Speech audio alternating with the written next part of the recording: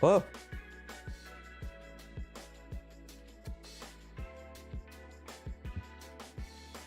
What's going on, chat? How's everybody doing?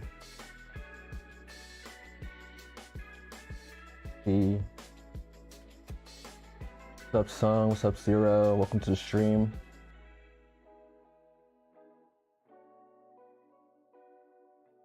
It's gonna be a chill stream. I plan on completing this week's CC and then doing a little bit of Spire floors. At least get to 80 for the fire, and we'll see. And then we'll see where we can go from there.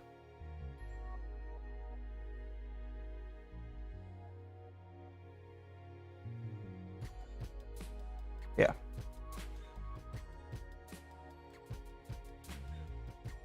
Turn on game audio so you can hear. Talk. Yep. All right, cool.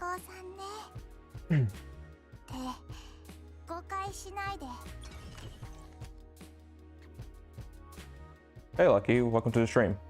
You found my channel recently and it's helped you get back into Alchemy Stars. Well, I'm glad I've been so helpful. First couple of months with Alchemy Stars was rough, but I'm glad my videos helped you keep up with the game. So, thoughts on the current event story sanity mechanic after a week? Well, I would have thoughts on sanity mechanic if I had either of the units. It's not bad. I've seen reviews on Reddit. It seems like the general consensus is to not spam your active skills right at the beginning. Just get below 79, which is usually like a sweet spot, to get the damage bonus for both Lenore and Giles, and then you really spam it if you know you can kill the enemy in the next 2 turns or so. JR, what's up, JR? Welcome to the stream. Gonna try to use the insanity units for these clears.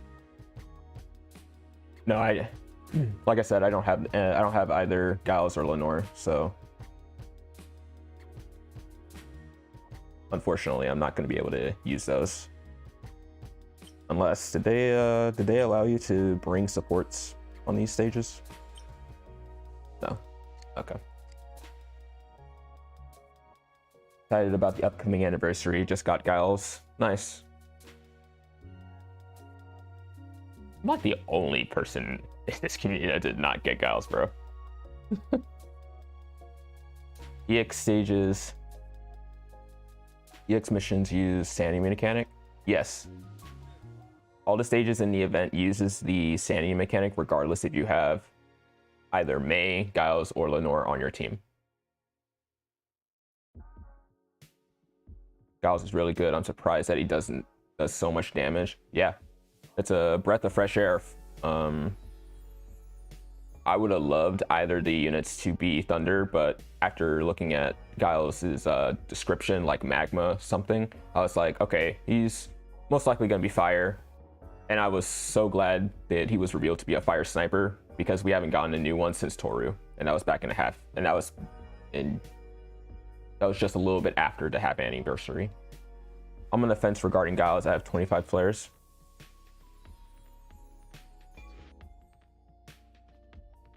He is going into the general pool, and he will eventually show up in a triple R banner. But are you struggling with the current fire snipers that you have currently? So I think it's a good investment. Not for Spire, but for other levels. Yeah. Be random. So yeah, main story stages. Let's see, can you do it in the event stages? Oh, you already have Toru? Okay. It's really up to you. I really think you don't need him. Especially with the sanity mechanic. It's especially more prevalent with Lenore because she's a force detonator. So it comes back to the old debate: do you need her if you have either Arya or Hero? But really, it's just, do you need to do that amount of damage with that high amount of risk? Or you can just play it safe with those two, you know?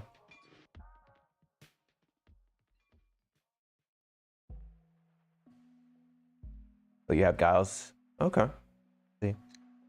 Do I have you added? JR, are you on the US server?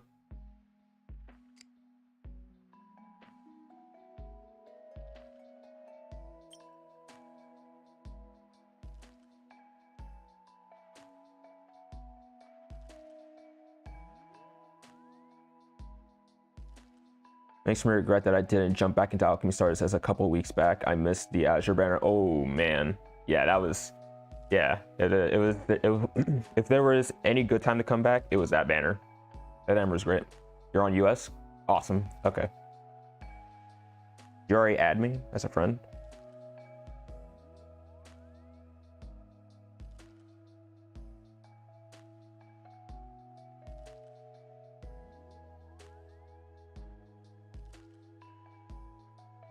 Loren.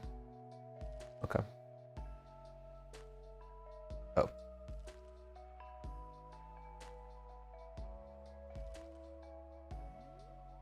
When I get Doc's turn.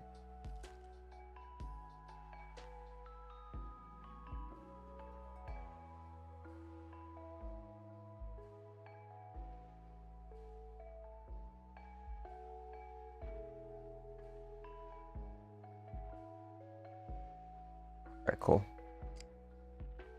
Thanks.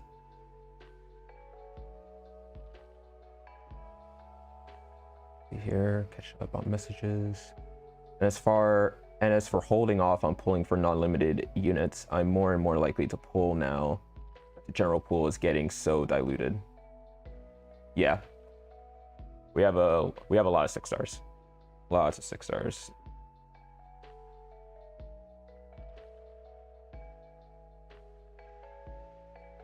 The deck is so stacked in Giles' favor. He's a Husbando, which is rare. He's a Fire Sniper, which is also rare, but Force Detonators aren't.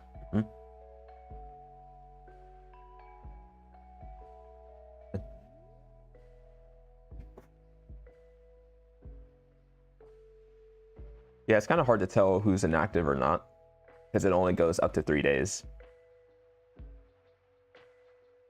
I'm just gonna keep players until I reach 100. Yeah, a long way to go. Okay. I love limited 4 stars, so we could get them MBT on a banner with limited 6 stars, you know. Did you clear all the EX missions? I did clear all the EX missions on the very first live stream that this event came out.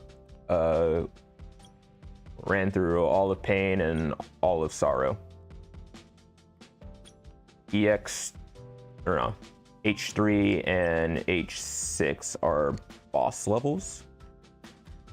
And then the rest are just ads.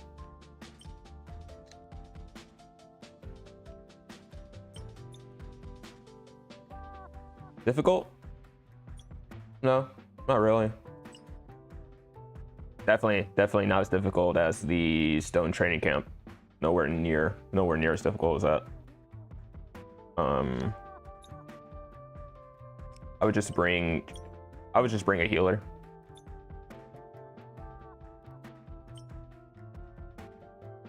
Yeah, someone like Uriah or whichever healer, depending on the team you're bringing.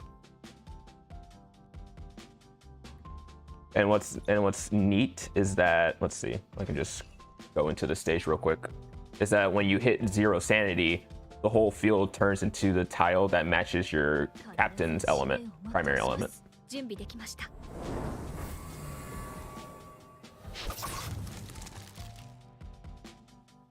Yeah, that's me, JR.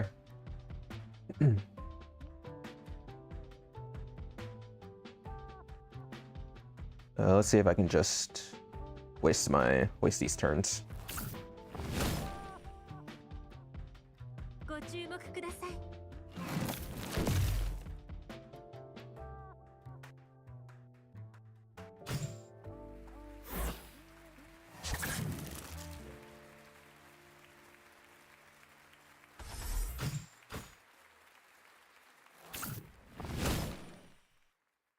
I wish this was a mechanic. I wish this was a mechanic I wish this was a mechanic outside of the event, because it's pretty rare for you to reach 0 sanity if you're smart with your sanity management.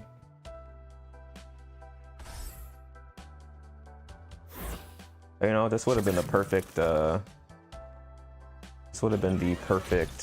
opportunity to bring May, so I can reduce the amount of debuffs the sanity meter gives.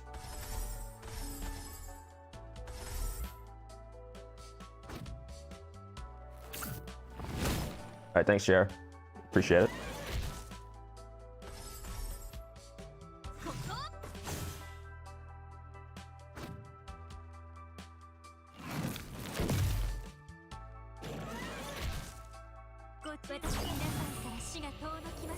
Just joined Discord server, very cool. Thanks. I actually had it created a long time ago. I was just keeping it under wraps until I was satisfied with the performance of it. Make sure it's stable enough for new viewers.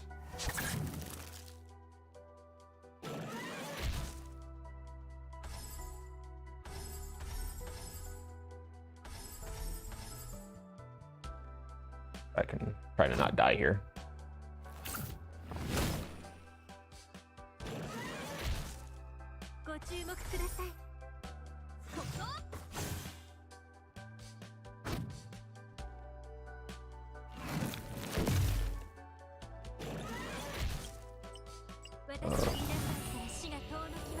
I might not be able to show this.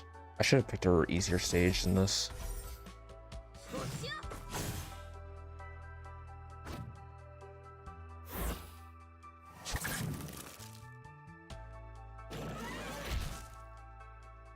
Okay. Yeah, there we go. So once you reach 0 sanity, the whole board converts to the color of the captain's main element. So I have Hero as my captain, she's forest, and all the tiles turn green. Oh yeah, the backgrounds for these stages are phenomenal. I can't remember who mentioned it, but I agree with them when they said that they would like tile sleeves or just tile decorations to match the environment as well. That would be a nice touch. But yeah.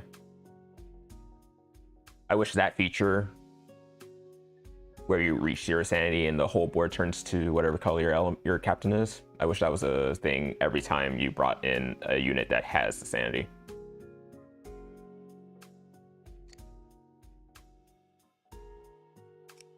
But yeah, let's clear out a chain combo. Calamity Codex. Sure. All right, so we have Grit Sword, Water. We're gonna bring a Thunder team with Luke, because he is a single tile enemy and he's gonna walk a lot. That's gonna be jolly good show.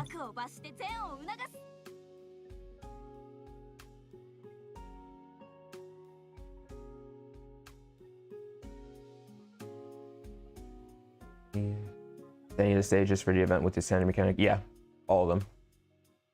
Even the story mode.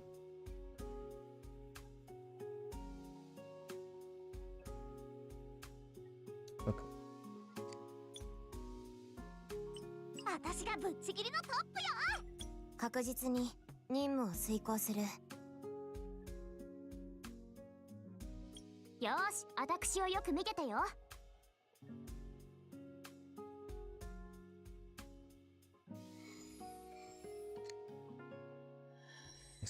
I'm 29, cool. So I finally finished working on my forest team. Now I'm gonna work on my thunder, try to get all the units besides my DPS up to level 40. So we'll be content.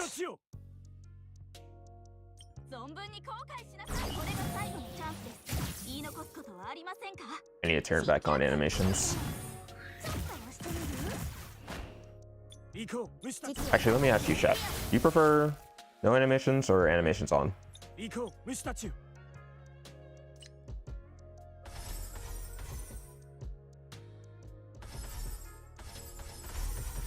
Trying to go this way.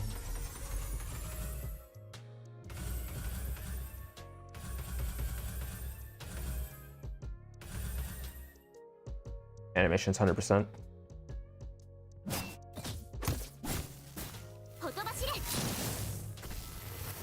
Okay. Have I seen the other True Order characters they've introduced? I can't remember his name. Oh yeah, that's that one dude. He does look cool.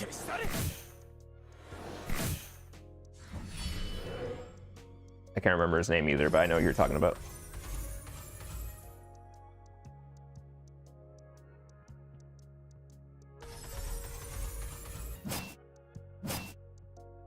I usually keep mine off, but I don't care. It doesn't add much time. Yeah, I just realized that you could do that. And it's like, you know, I should have this off when I'm farming. Make it a lot more bearable.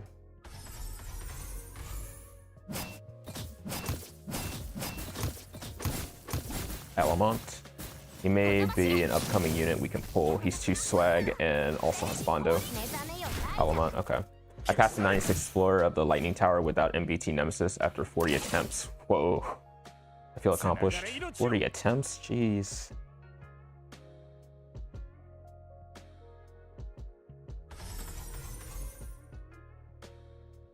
Kinda crazy.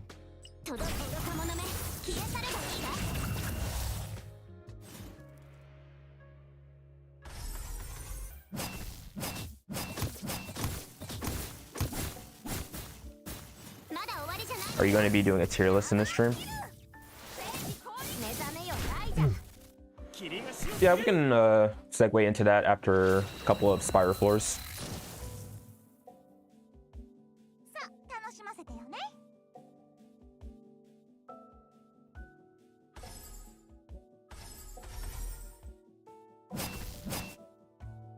I don't know why I did that. I don't know why I did that. God dang it.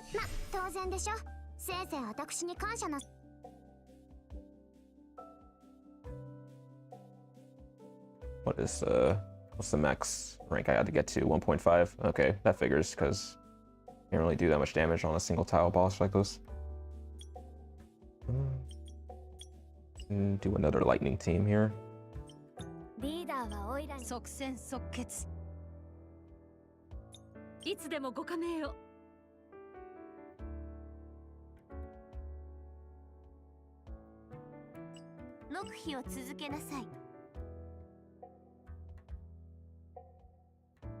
And we can bring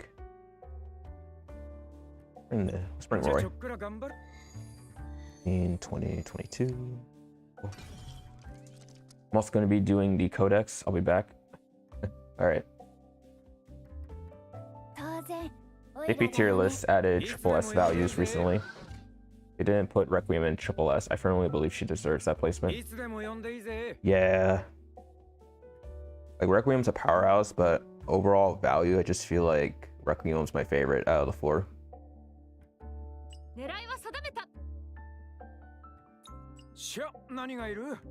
know what? I'm gonna wait. Come over here. Okay. That's a little better.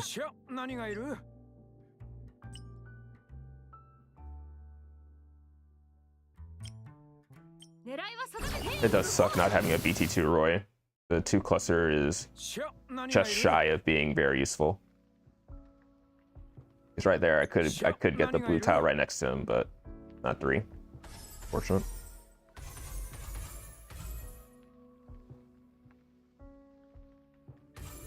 Go that way. The additional global hit that she performs in this clutch.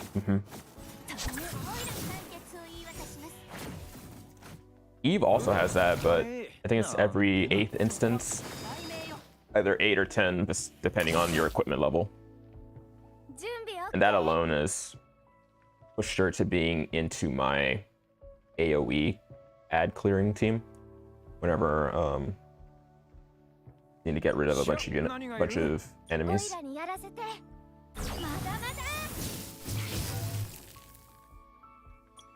mean, she's not necessary, but she's nice to have.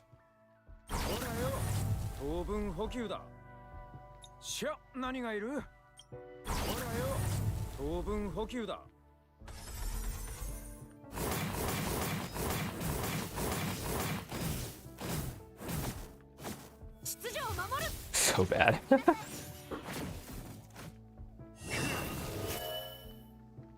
I mean, all right. So we take all the banners that had two 6 stars, and you had to choose between them, except for Eye of the Storm, because that was the first one and only one that had both Eve and Senzo on there. I'd still say Senzo was the clear winner out of those two. Then we had what was it? Ocean Sovereign with Fleur and Beryl.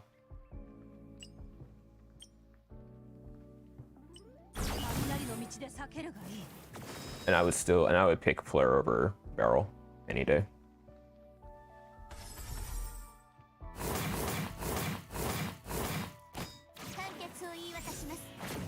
Then we had Dune Fire Strike event with Revy and Graham. I would choose Revy. This is because of how useful she was during the, what was it? It was the last stage on part 2 for Scarlet Amulet of Fate, where the enemy boss was wielding 2 swords.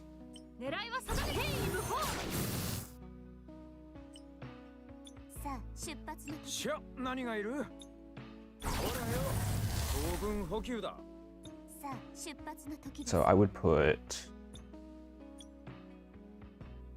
Revy above Graham. Maybe she doesn't do as much DPS, but it's the utility that she gives to the team.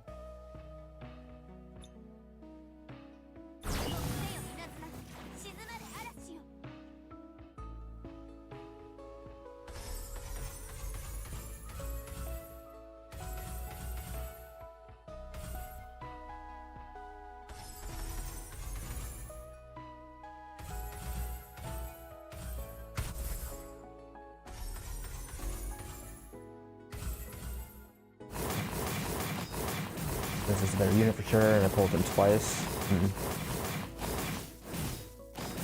Fire is the only element right now with no triple S unit on the app media, and I'm a huge praying that Reinhardt takes care of that. It would be the first DPS waifu for Fire. That's not a sniper. I love you, Jonah. Don't kill me. But yeah.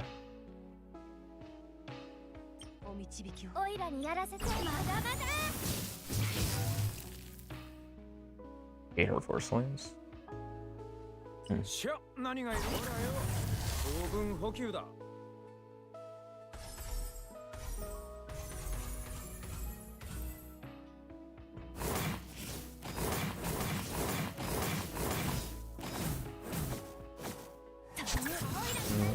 What was a double?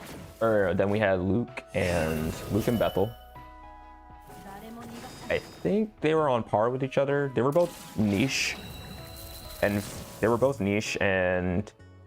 you would only bring them for certain situations. I put them on par with each other.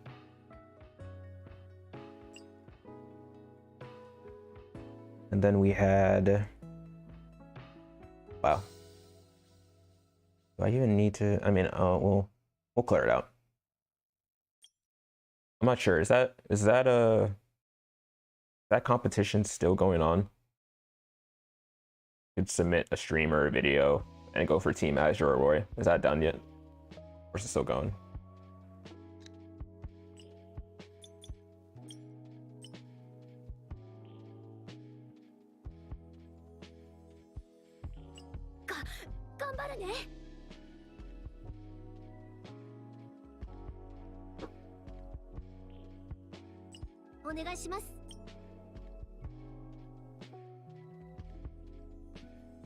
I probably don't have enough converters for this.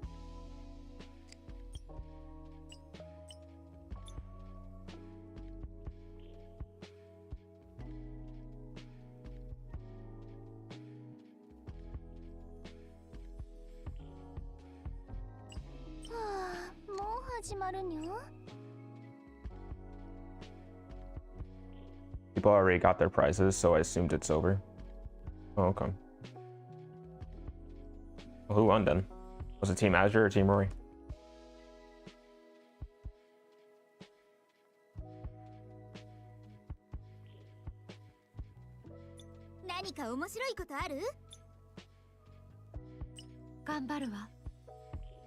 I found Barrel very useful as of late. Interesting. What kind of situations? Is Utoria viable in the current meta for fire units? I pulled in this week's banner for support unit and got her. Oh yeah, the support targeted recruitment is up right now. That's a good banner, to be honest. If you're missing healers or you need Florine for your Thunder team, that's very good. As of Victoria, hard to say. She's more of like a detonator and pseudo healer instead of a main healer.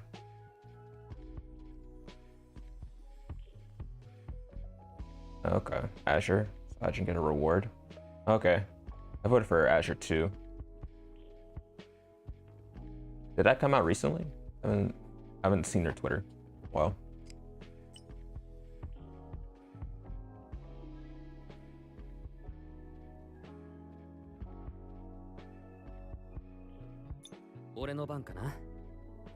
Do that. Support banner was huge. Got my boy Novio from that. Nice. Glad you got the best fire healer in the game. I set Beryl as captain with Hero in the back, and when we had stages where we couldn't move much, she dropped crystals with minimal tiles, which added to DPS on non-burst teams. Okay. Like a slow chip type of burn. Oh.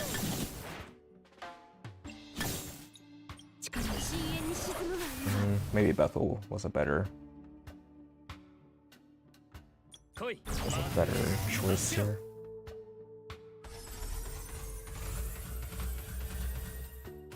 Oh, that's too many tiles.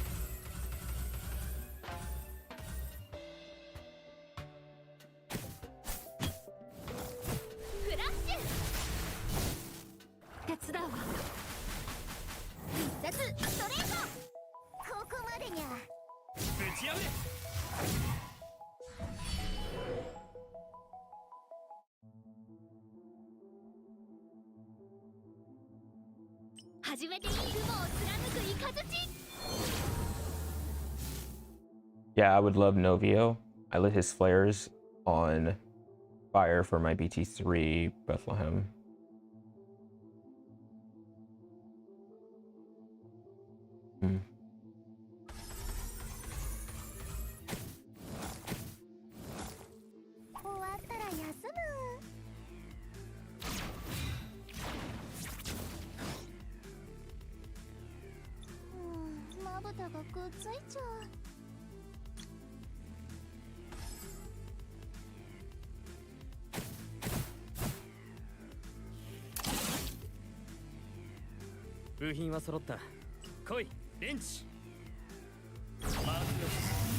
You know what's funny?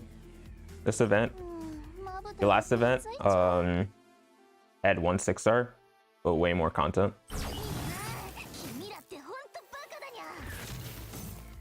You had the story mode stages, easy mode, hard mode, zone training camp. Meanwhile, this event just had story mode, easy mode, hard mode, and 2 6-stars.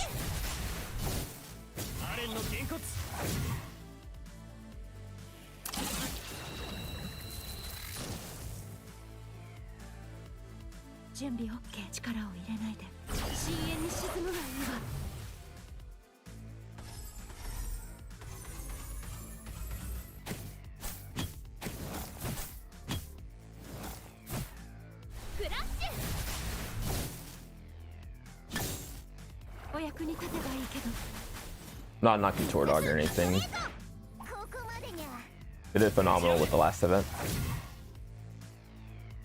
I'm just saying, hopefully they have Hopefully they have a filler event after this event leaves, and we have to wait about 2 weeks for the anniversary to drop.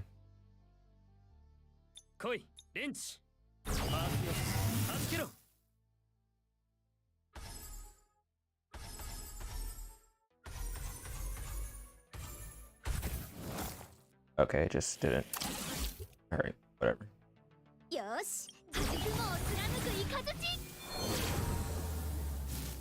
I personally enjoyed the last 3 events quite a bit.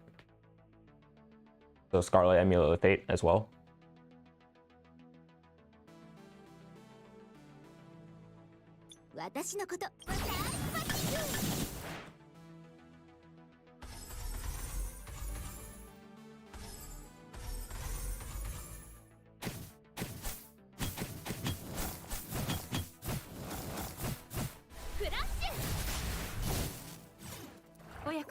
The Scarlet Amulet of Fate had a bit of the home system, I guess they teased about. Just like check up on your chibi units that are walking around. I'm not sure if that's a omen to what it could look, but yeah.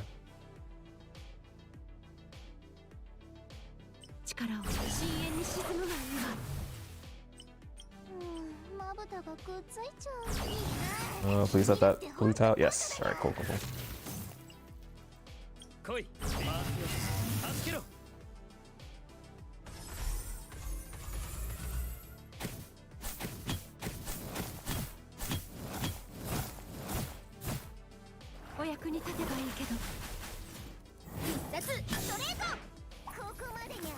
I'm in the same boat. Last 3 events were solid. Ocean Sovereign's still the best, but this event right now has great story, fun new mechanics, gives a free unit that lets us use it whenever. Nice stuff. But does the sanity system really provide a benefit if you don't have Lenore or Giles? You just bring May. I mean, I can understand if May's like your waifu or anything, but I feel like it brings more problems than... It brings more problems if you don't bring Giles or Lenore.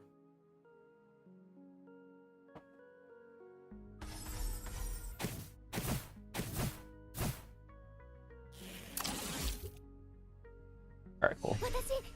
500k. Not bad. Kind of bad. Hopefully they revamp Calamity Codex for 1 year as well.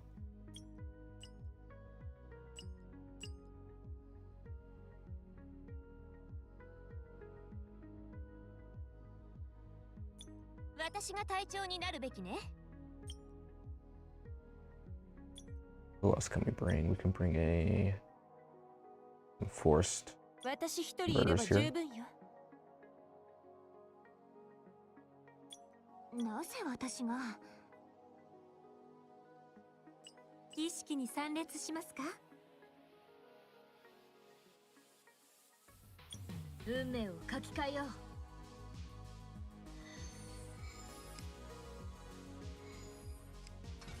Alright, cool. Yeah, if you want to poison the whole board, that's true.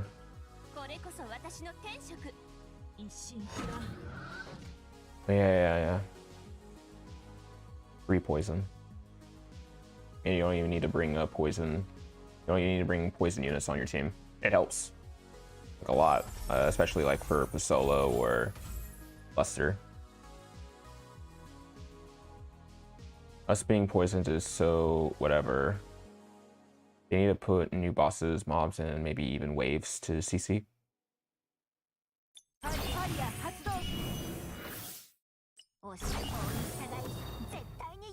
I'll probably fix it.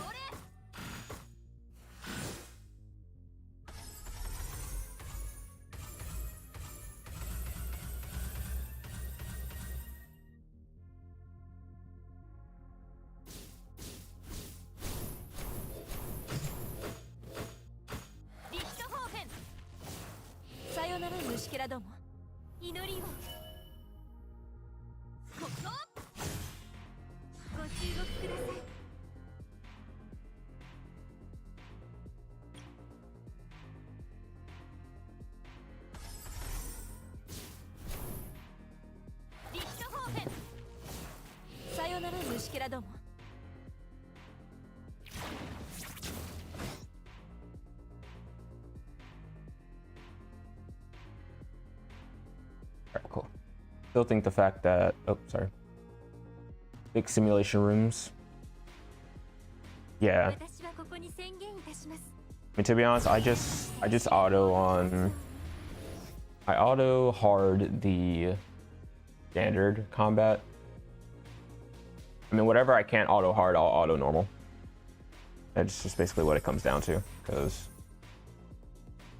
the rewards that they give out doesn't respect the time it takes for me to complete some of those, especially multi-wave.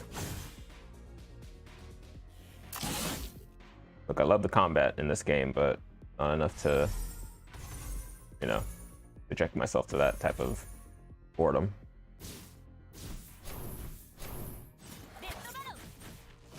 Still think the fact that losing sanity results in poison is dumb AF. Yeah. Inflicting the condition named poison is dumb, true.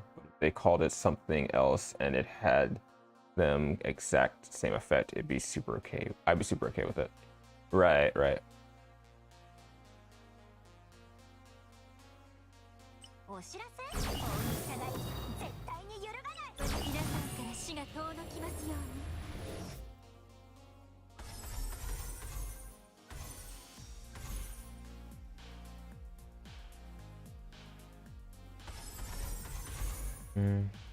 I get more tiles if I do this, I think. Yeah.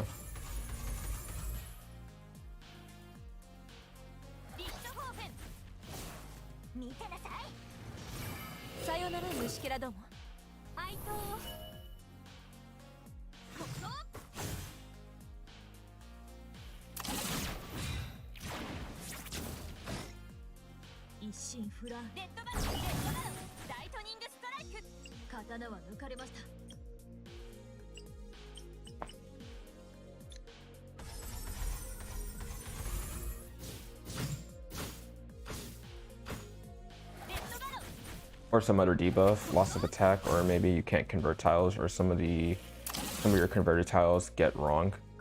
Conversion applied. I don't know. Welcome back, Molter.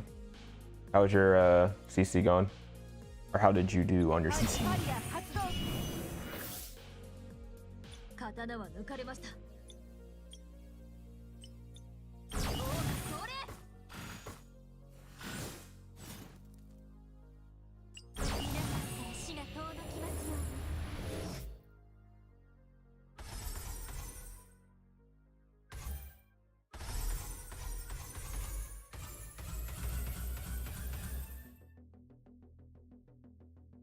Shame.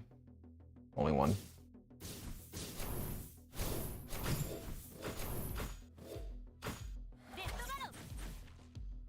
Can you see the CC leaderboard? No, not to my knowledge. I reached 638 with 3 teams. Getting all 10 chests works for me. Could be a thing. Yeah. Added a little bit of competitive to the game.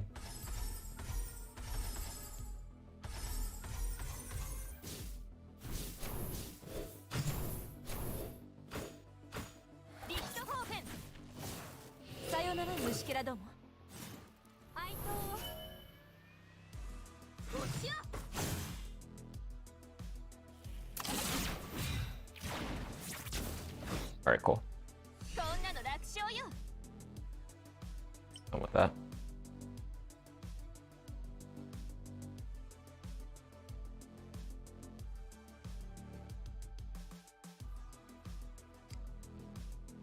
Bad.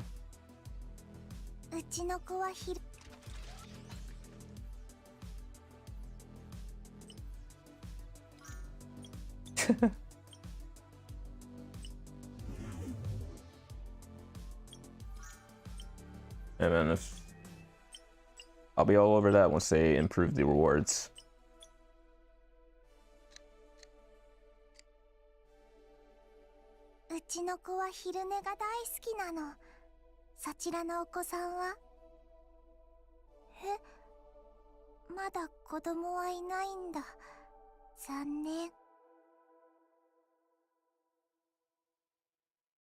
They haven't updated this one with the OC units yet.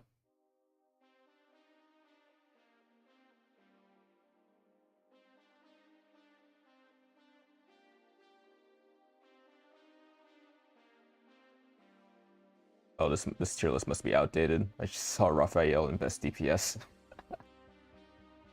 What the heck?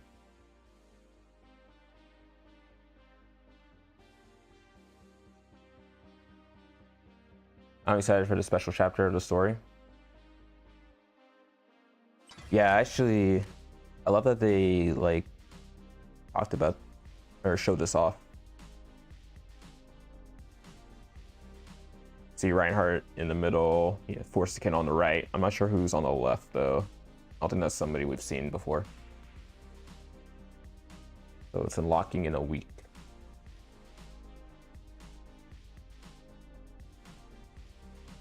App media. App media tier lists.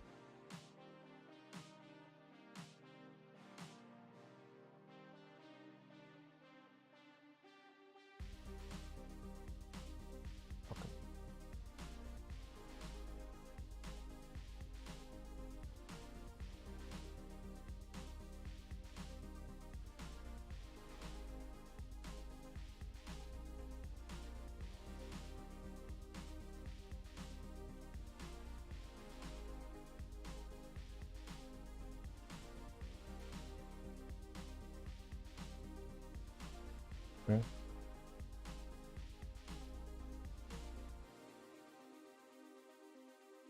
Love that they keep their content close to the vest and it doesn't get leaked. Well, story-wise, yeah. There's still other content being leaked out there. うちの子は昼寝が大好きなの。そちらのお子さんは？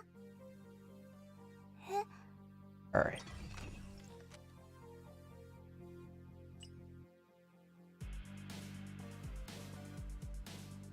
"45 minutes. Oh, all right. Let's catch up on Fire.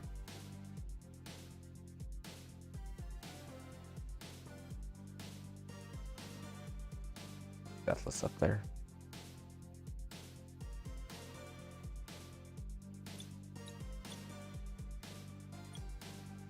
I don't get that. Is that the same for all the Spires? What's the point of having 4? Okay.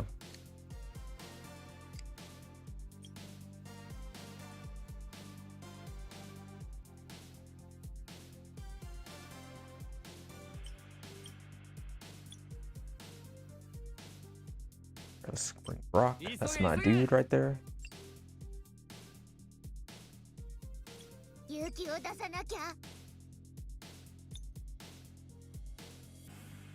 We'll bring Jonah. Yeah,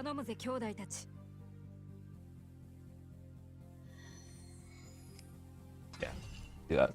Going to work, guys. Have a great stream, Boogie. All right, Jero. Thanks for catching. Thanks for stopping by.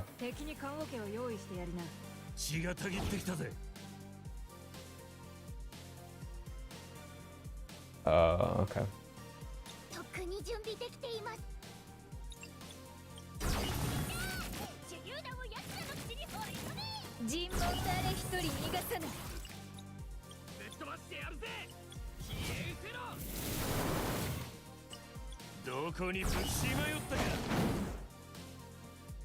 No preemptive Sinza is not that bad, to be honest. Oh, let me turn on. Good luck in the lowers. I warn that the 96th floor is hell.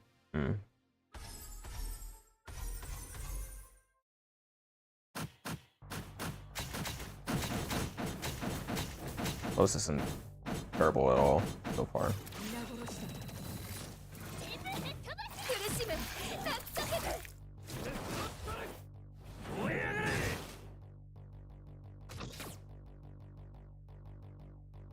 Okay.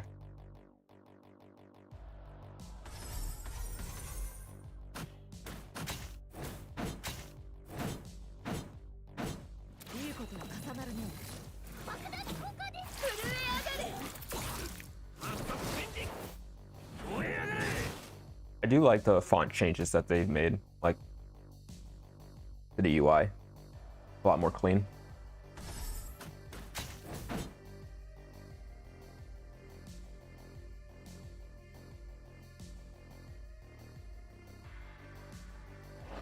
How to use Giles efficiently.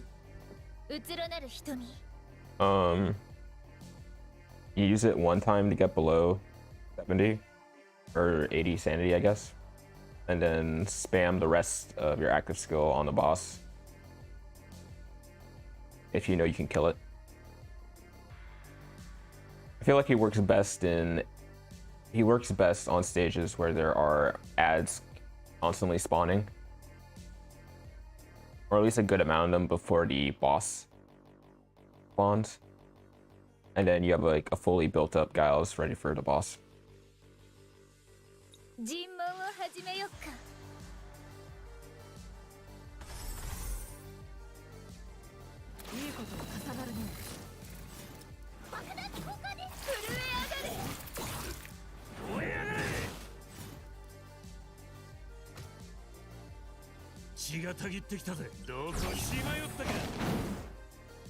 How are you not dead?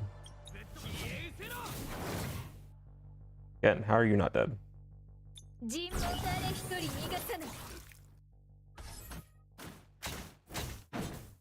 Alright, cool.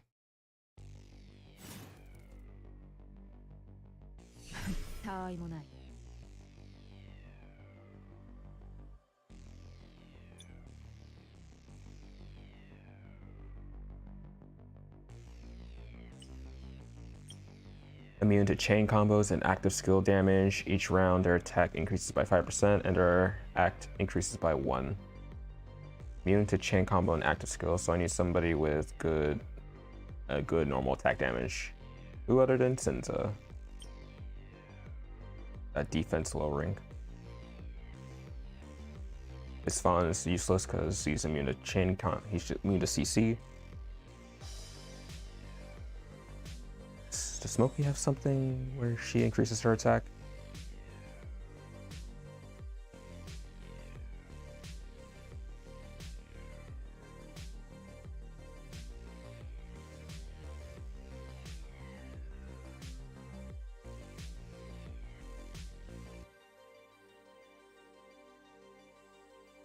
Okay. That could work too. We'll bring her.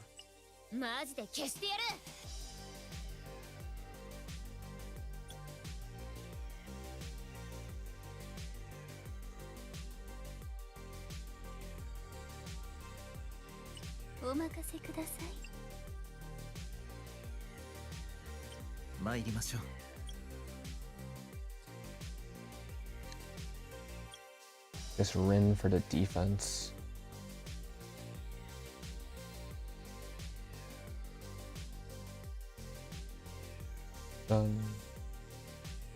Yeah, this looks good.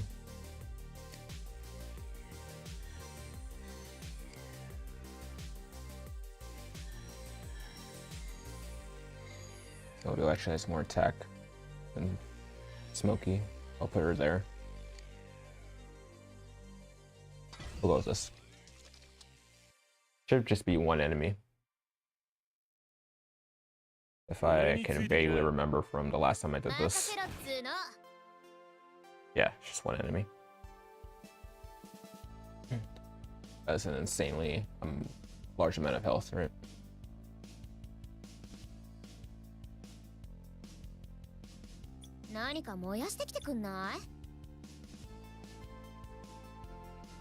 Oh. Right. Rin's not dead. He does not have preemptives. I'm gonna switch her out for Faust.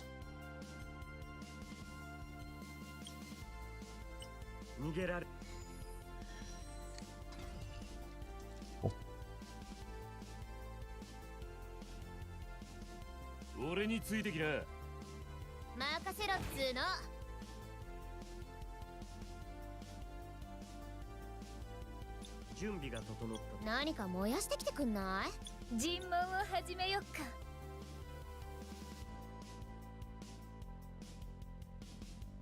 What is he gonna do? Gonna break through the... Oh,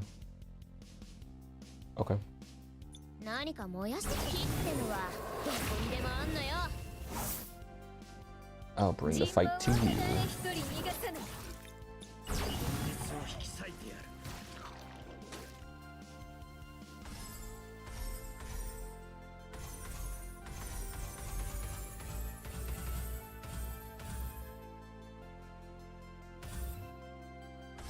Get that red tile down there.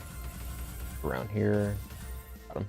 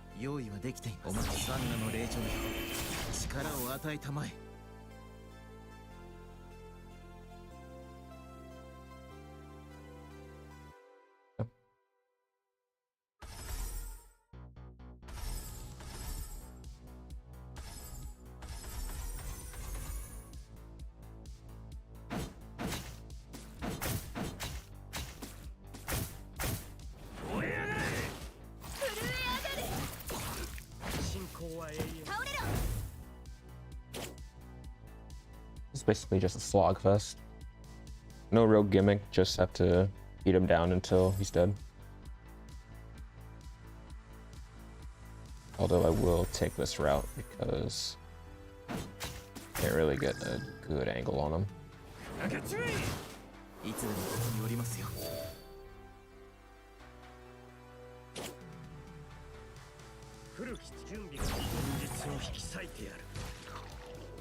What's good about Fire is that they're the only element with the perfect combo between both of their 4-tile converters, where Foss takes all the yellow tiles and EC converts the blue and green. The other ones overlap. Unfortunate.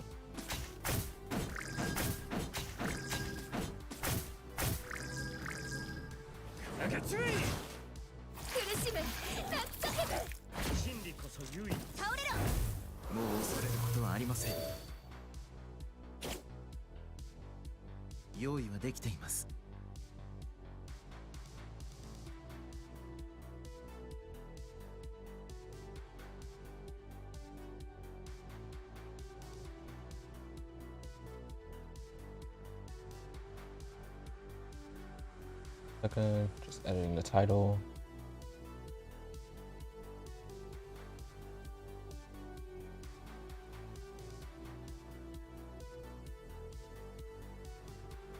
Cool.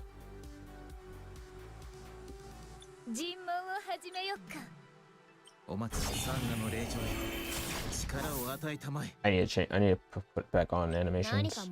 Keep forgetting to do that.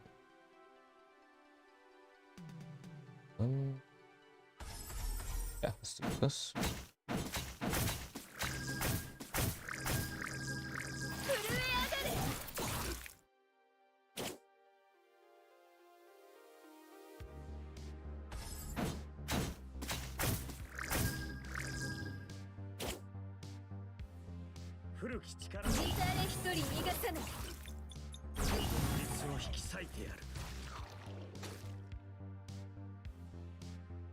Run without extra copies works fine.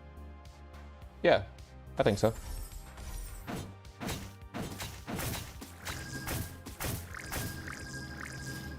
I mean, really, all you'd be doing is just pulling units towards you if they take more than one hit. It is pretty funny, though. I think it was on Scarlet Amulet of Fate. There was the floating head that you could fight as a boss. I used Karun to just instantly one-shot it with his active. It was pretty funny.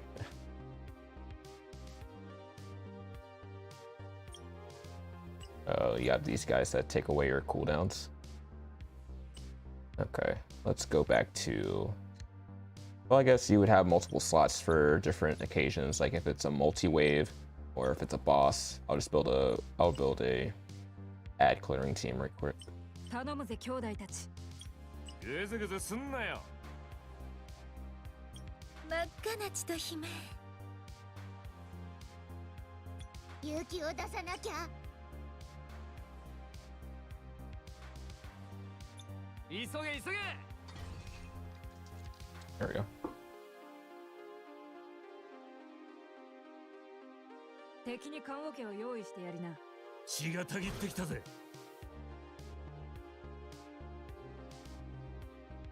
とっくに手榴弾を奴らの口に放り込め。 Oh, this is a multi-wave. All monsters gain 5 seconds shield at the start of the battle. Okay. 尋問誰一人逃がさない。ロックアディオスアミーゴ。ぶっ飛ばしてやるぜ。消え失せろ。どこにぶっ込む？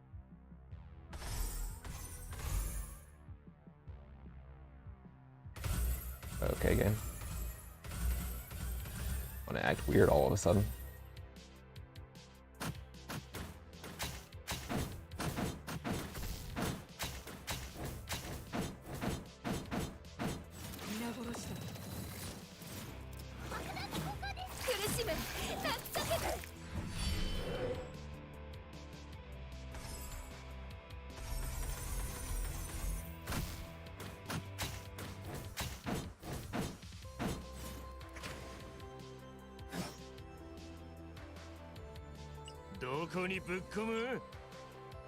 I'm only doing this just to reveal the lightning down there. Yeah, that works.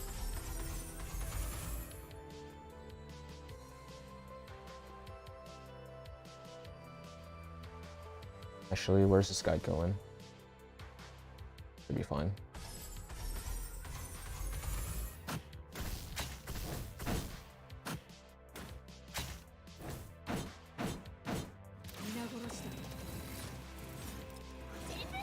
Yep, definitely having maxed out units.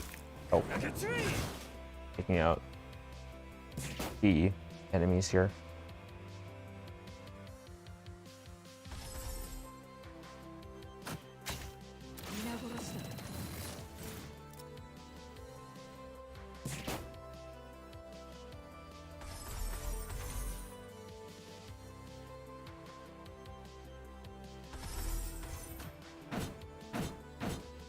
Come to me.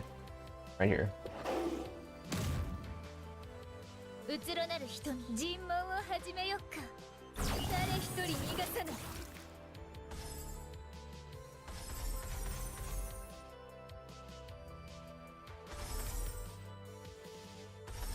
い。Get 4 down. Okay, it's literally symmetrical.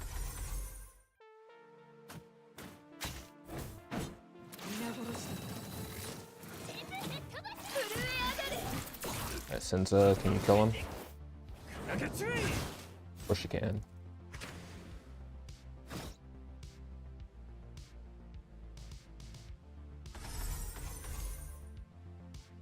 Yeah. Stop right there so we can break those rocks and get the lightning.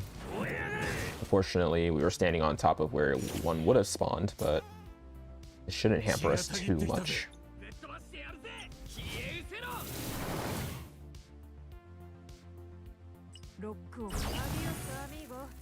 We're gonna use Senza's ability right here to shred the rest of that shield.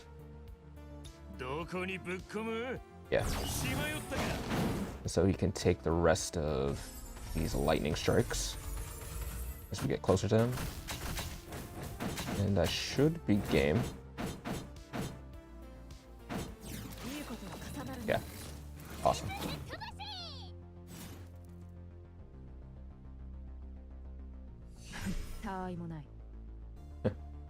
First anniversary comes, they add 20 more floors.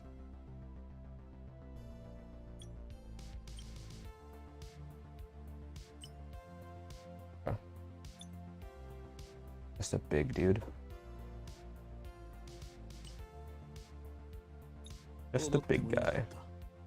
No need to worry.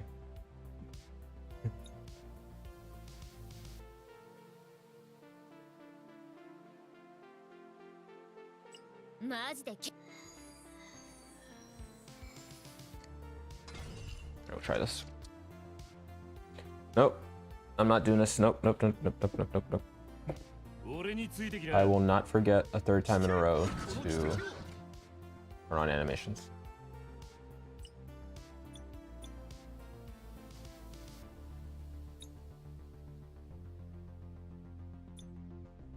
On.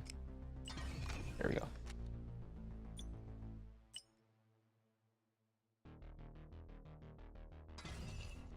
Spire used to be the most difficult Spire for me. No, it's not bad.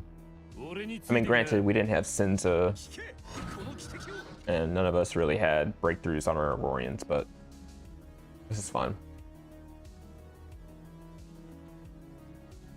What does he do? He heals every turn, then increases his attack, active skill, counter each round, speed increases by 2. Okay. 何か We're 燃や gonna してきてくんない we're gonna teleport right here. 火ってのはどこにでもあんのよとっくに準備できています手榴弾を奴らの口に放り込め尋問を始めよっか フルパワーだ I probably should have used Karl's ability before I teleported. どこにぶっ込むしまよったか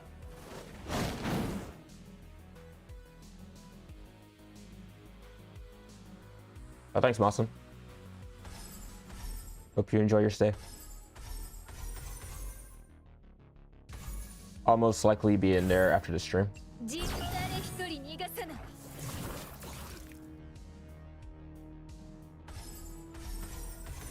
I just wanted to create a form of communication before, or while I wait to reach 500 subscribers to unlock the community posts. And also it's a way to start diversifying my content and really engaging with you guys.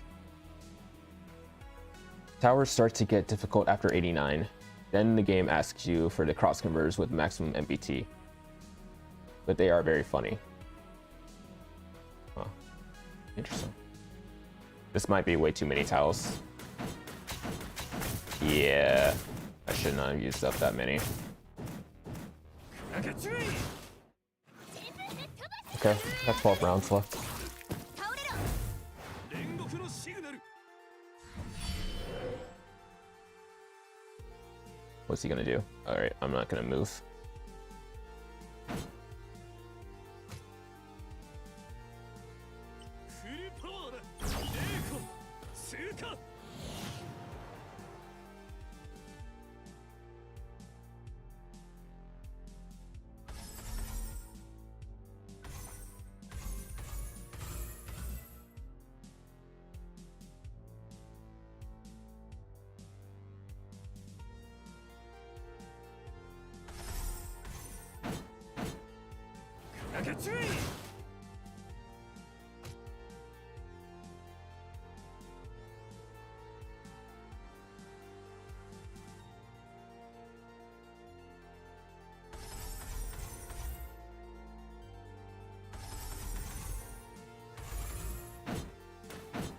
I'm gonna have to go all the way up there.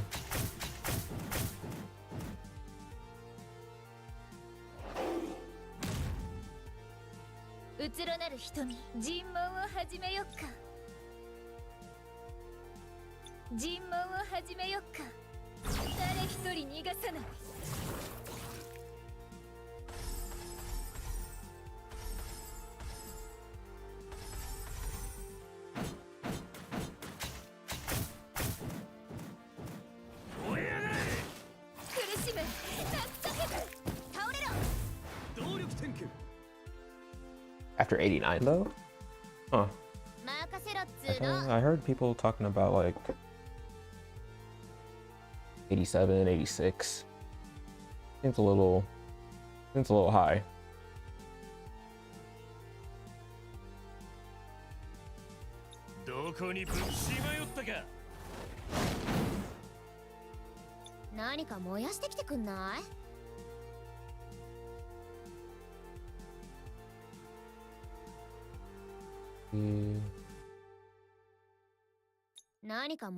くんない？ I don't want to teleport yet because all he's gonna do just move.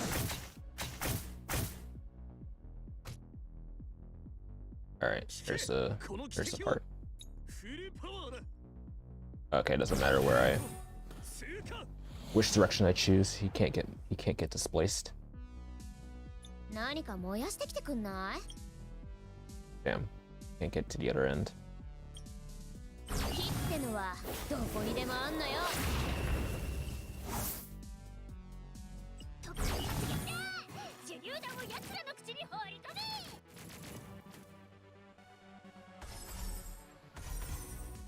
Let's not use all the tiles this time. Just get to 15 and let's get to 15 and so we can run away. That should be good enough.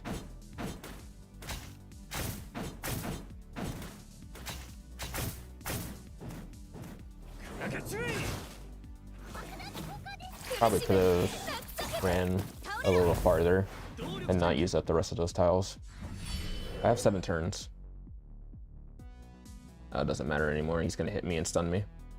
I used up. He stacked his act up.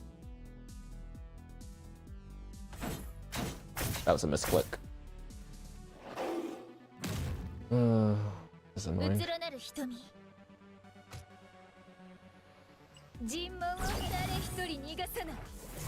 Alright, good thing is all of his health gates are gone now. So now we can just try to attack him. Probably want to run away. Maybe not. Probably should have brought a healer instead of Smokey.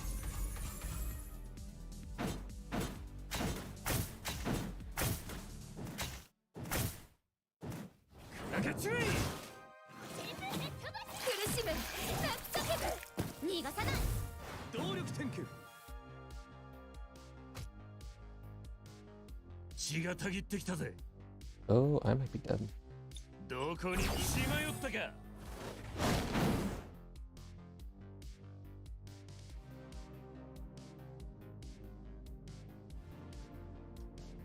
Yeah, I'm dead.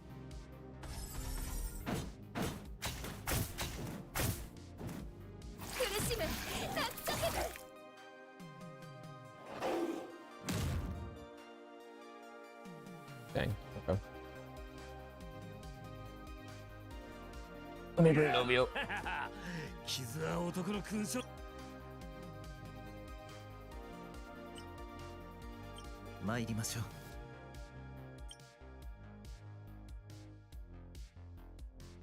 Probably Foss because it takes too long for Maggie to set up even for the 1 turn. It doesn't even matter if I burst him down because it would be too much damage. Too much damage wasted because of the health gates.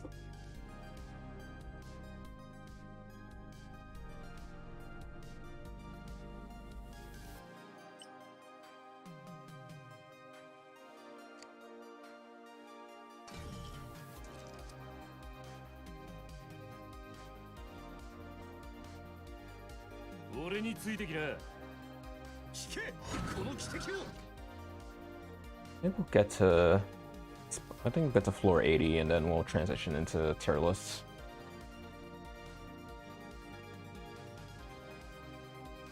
Making my own and just reviewing app media.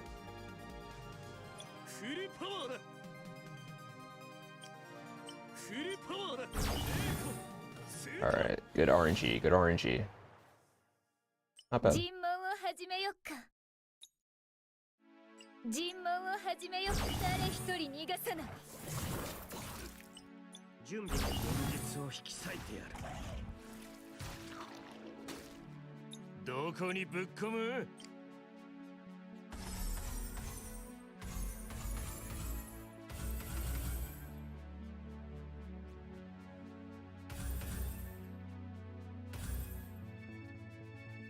This is shitty.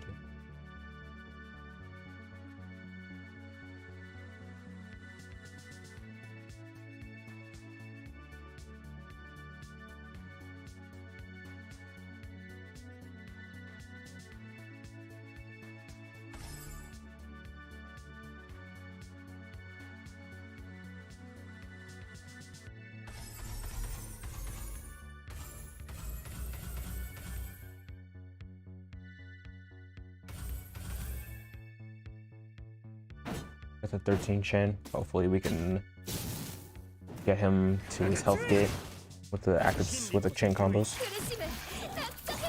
いつでもここにおりますよ。 There we go. 煉獄のシグナル。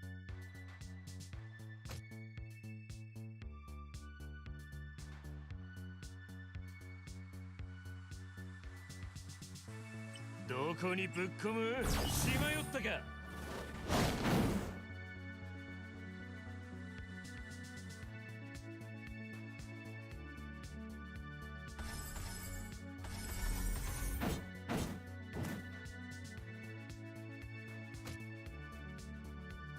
用意はできています。 Alright, we're not going to use it yet. I'm going to dodge the stun.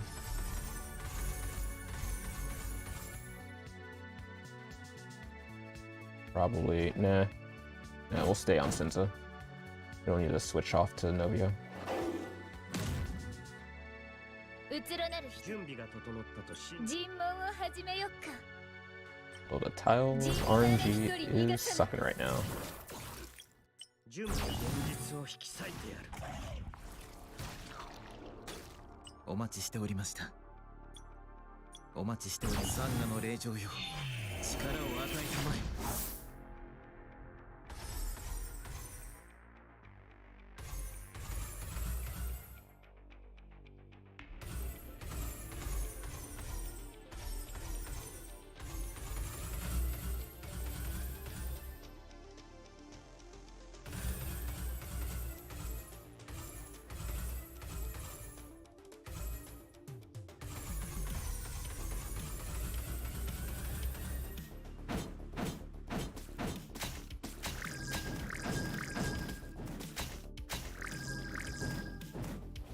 進行は永遠。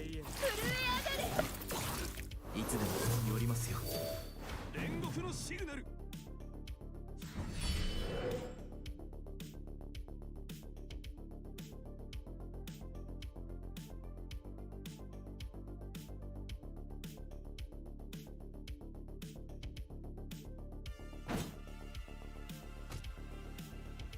聞け、この奇跡フルパワーだ。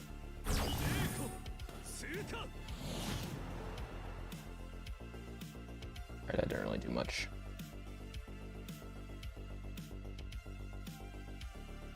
I'll take those blue tiles up here.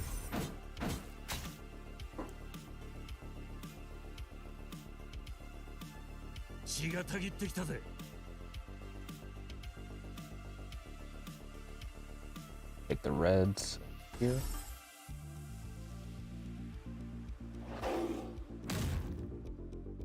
用意はできています。尋問を始め。準備が整ったと真理は告げている。現実を引き裂いてやる。尋問を誰一人逃がさない。 Alright, hopefully we can get right up close to him and try to activate Allura time. You gotta be kidding me, we're one off. Actually, hold up.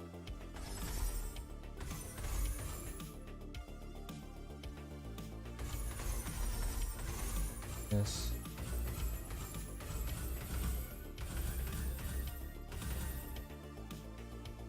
That's not bad.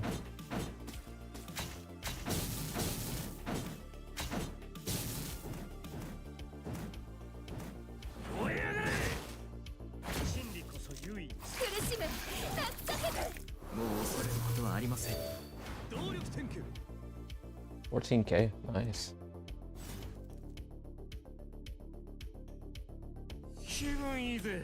肩慣らしは終わりか。 Nice. Alright, I only got to Spire 80. On all four.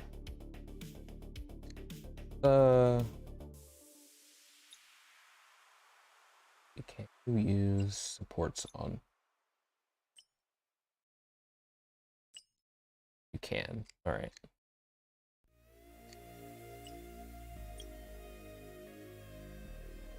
Doesn't really help that all these enemies are thunder.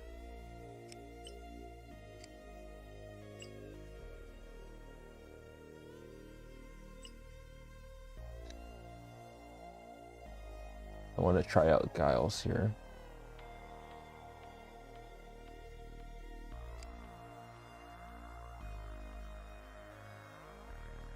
Oh, we have one more day until the trivia.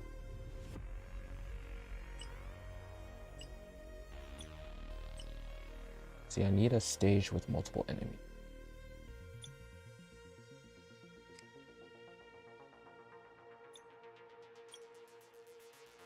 I don't want to deal with the chess pieces, to be honest. Really annoying.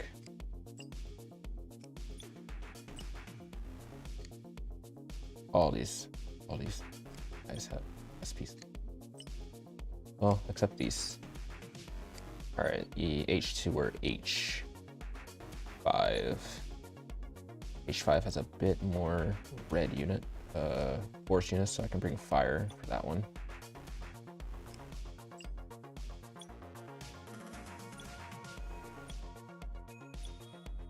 Actually.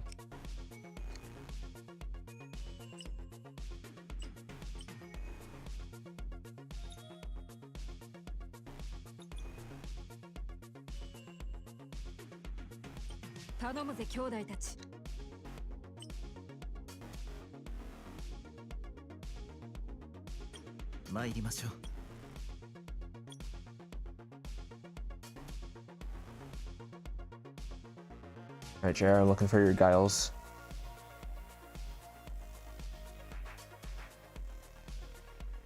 Who was trolling with that chainsaw Rick down there?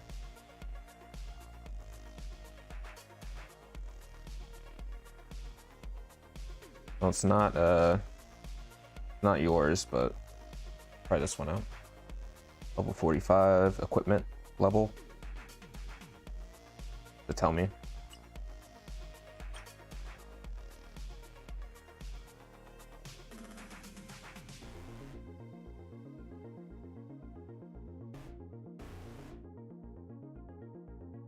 There's yours, level 60, nice.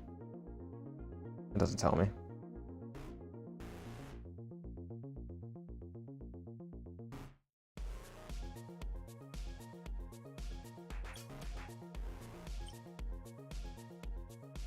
I'm gonna bring May, just because. 嫌とは言わないけど。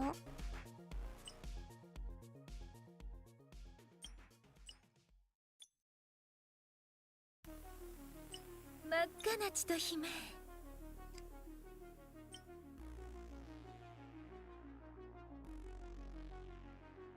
ぐずぐずすんなよ。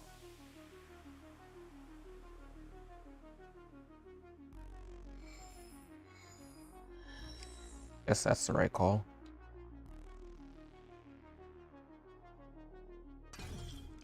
I'm just gonna bring May, just to negate the poison.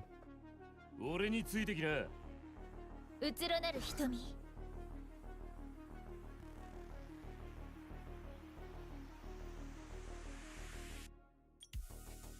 とっくに準備できています。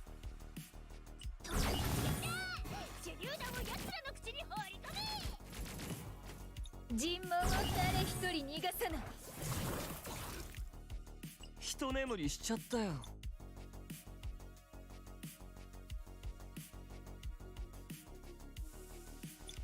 一眠りしちゃったよ。さあ行くよイサク。7,000. We didn't kill him, so we weren't able to use it again. The lower our sanity, the more damage we're gonna do.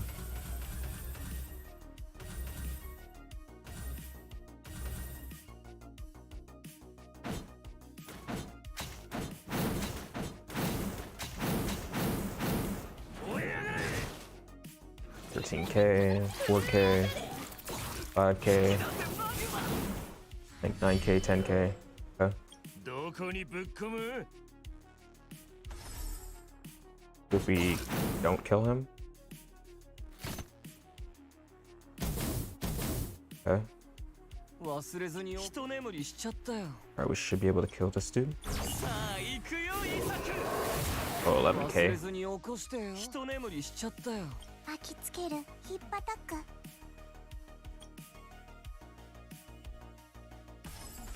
We don't need to heal.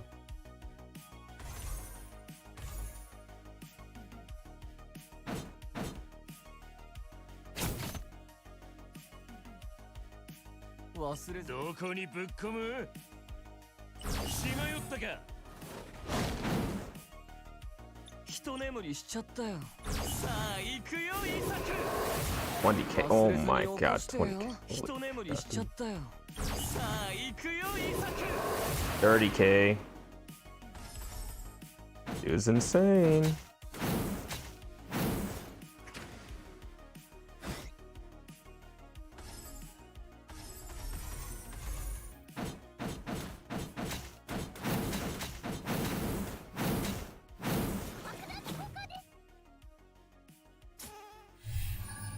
And also the crit rate is being a factor, but that's only exclusive to this event. 忘れずに起こしてよ。 Some of these event modifiers need to be like a staple for the sanity system. 一眠りしちゃったよ。 Alright, let's see. How much damage right now? さあ行くよイサク。 We're at 0 sanity. 19k. 20k. 尋問を始めよっか。誰一人逃がさない。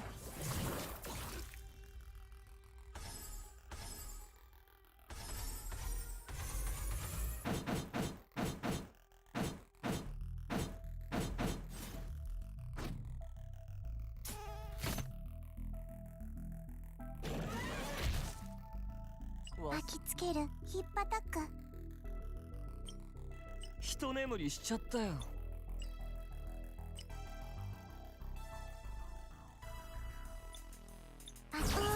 Or when you use May to get back some sanity. 一眠りしちゃったよ。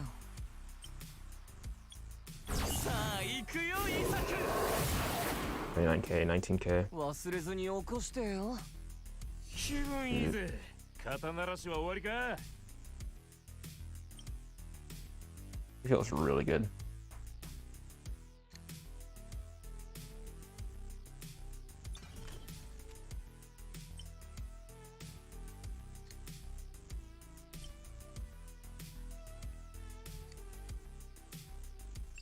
Alright. Thanks for letting me lend. Thanks for letting me borrow your gauge, JR. Okay, so we have Augmented Deathless. Okay. Every time a monster dies, HP of all remaining is fully restored. Oh, this is the one that people were free.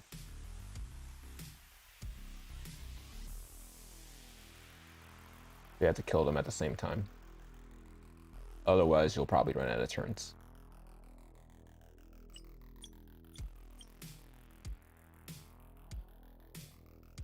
Go for water. I'll keep Sharona. I'll put on Azure. やっと私を思い出したの？ We'll keep Martin, we'll keep Bethlehem, and we'll keep Hydred. We don't need a healer because we're not going to get hit. As long as we can just group the enemies all together and kill them all at once.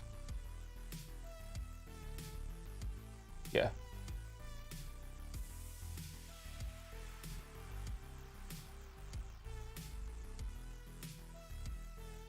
That should work.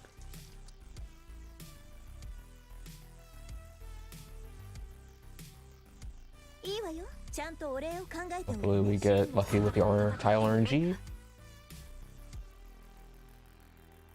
Not bad, actually. I'll take the top right. 私はもうずっと長いこと耐えてきたのだ。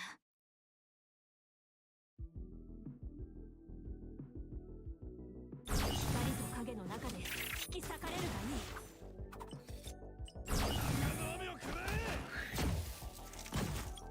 極寒の力よ。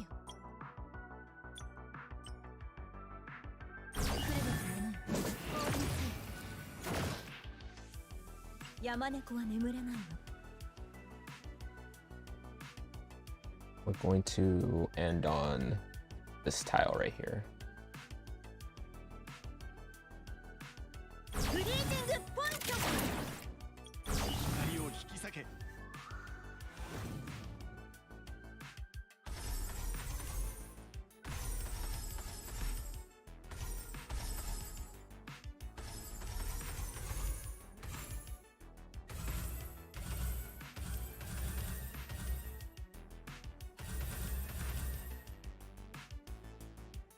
Actually, we should be able to kill him from this edge right here. And if not, the chain combo will. 少し熱いよ。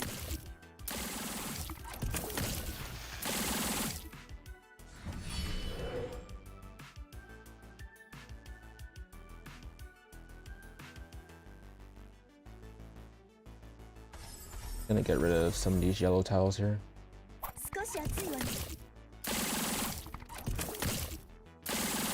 I need them to get closer to each other.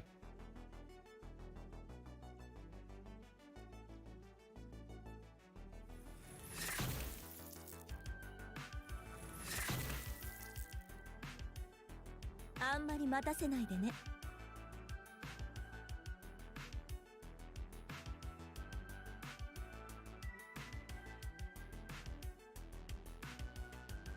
Probably right here.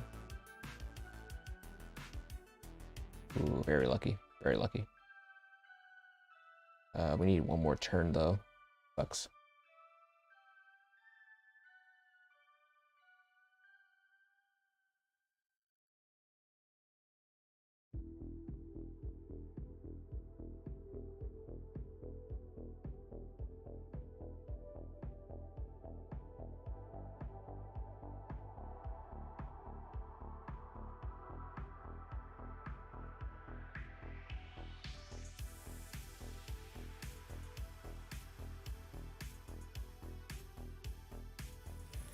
We'll see if we can get away from them when they do their little run. Okay, I can take that blue tile all the way in the bottom right there.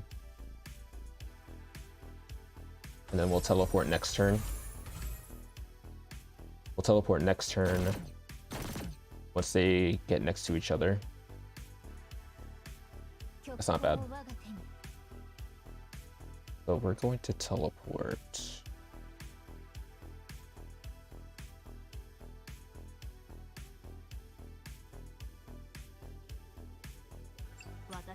Right here, and we'll take all those yellow tiles. Those two down there. 1, 2, 3, 4. Yeah. We'll do that. Hopefully we can take them both down. We're also going to try to end in the middle. Using Azure's one tile in the middle right there.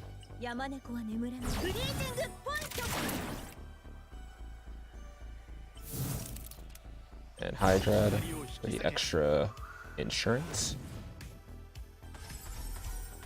Yeah.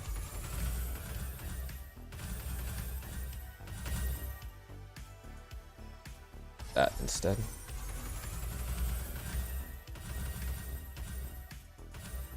That's what I'm talking about.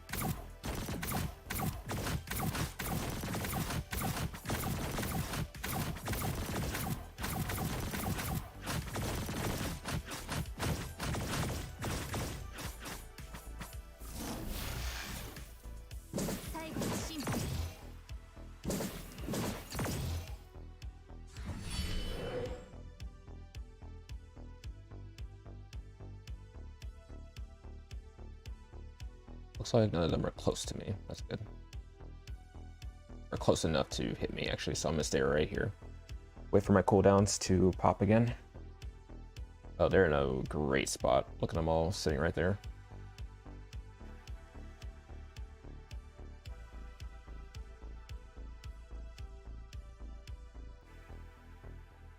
Take the... I have to take the yellow tiles or the red.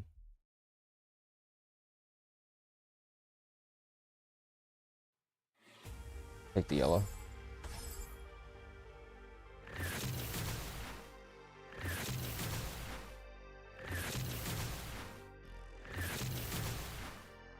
What's up, Fate? Welcome to the stream.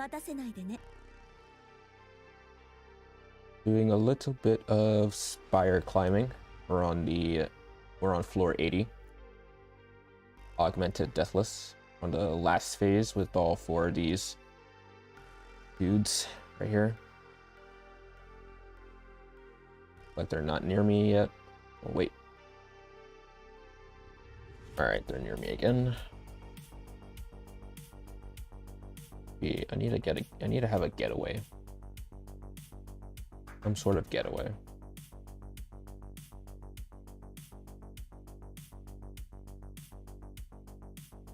Right now I could take those red tiles. I'd be all the way in the corner. I could use Sharona's ability to teleport away, which is fine, I guess. Wouldn't be the end of the world. We could do a little bit of chip damage by doing this.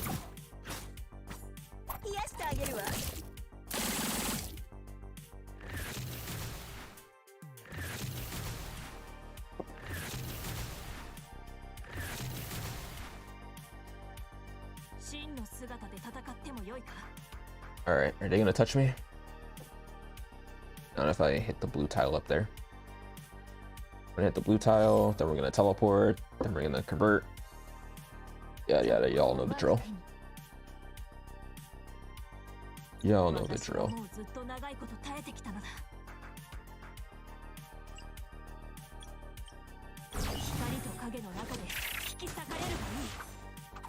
I'm gonna kill all these guys in one fell swoop.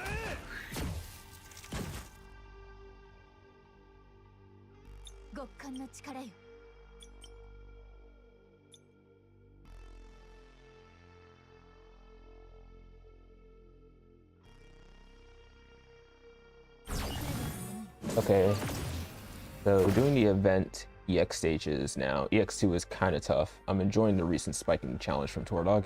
Yeah.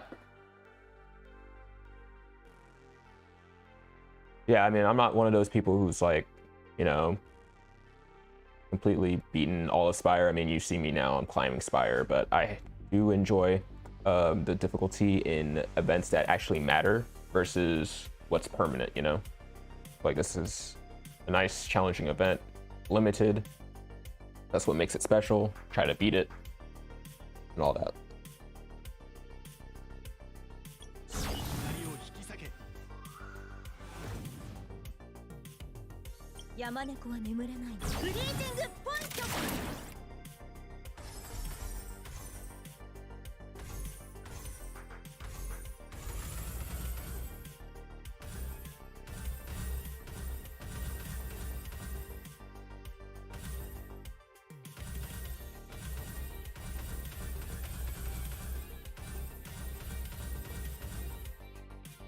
All right, all these guys should be dead.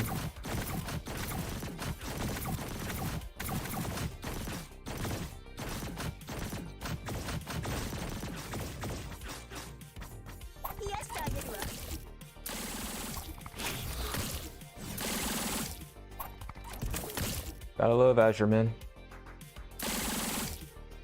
Azure? Azure. Regardless, her with Hydred is definitely a good combo. All right. So we were able to we got at least to level 80 on everything, and I just wanted to take on floor 80 with my best team, which is water. And I think we'll do the rest at a later date. But for now, I think we can transition into making some tier lists.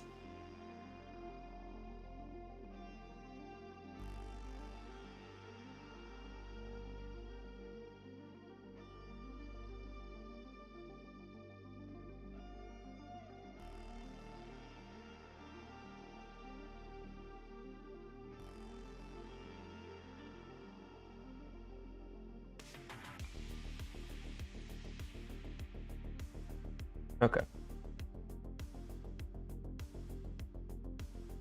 But I need to make sure.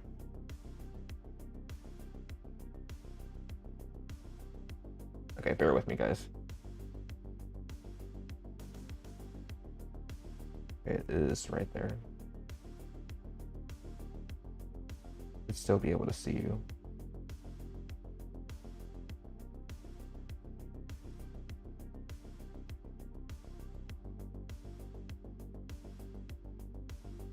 could just open it up on my phone. Alright.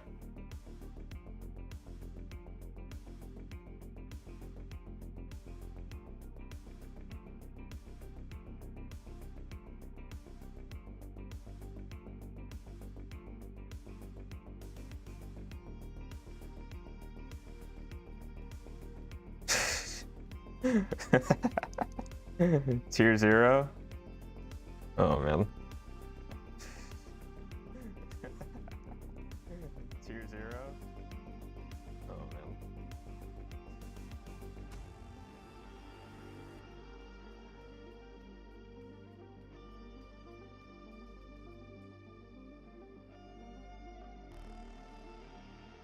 So, I wish I could remove some of these options because I just want to do a forest and a fire tier list. So, wish I could. Why am I double options? Because I just want to do a forest and a fire tier list. Why can I hear myself twice? Why am I double? Why can I hear myself twice?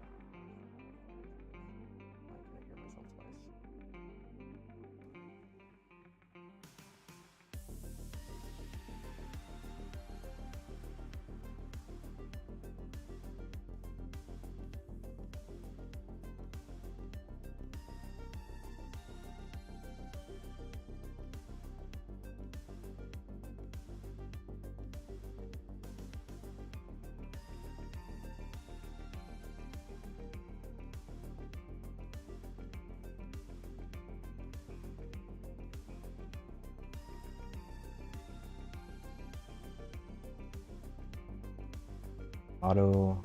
Oh, I see. I see why. My audio, computer audio is picking up. Oh, I see. I see what's playing over here. There we go. All right, cool.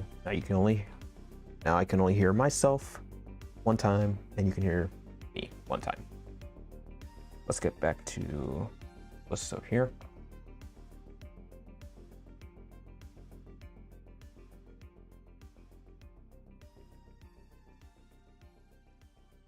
All right, let's just start moving units up here just so I can get all the fire guys.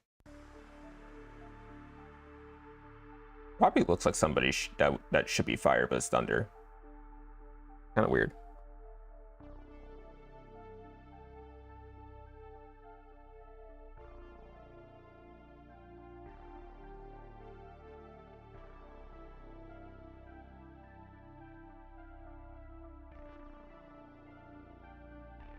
Alright, nobody actually take this tier list seriously right now. I'm just trying to separate the fire units out of the entire separate the fire units from the rest of the Aurorians.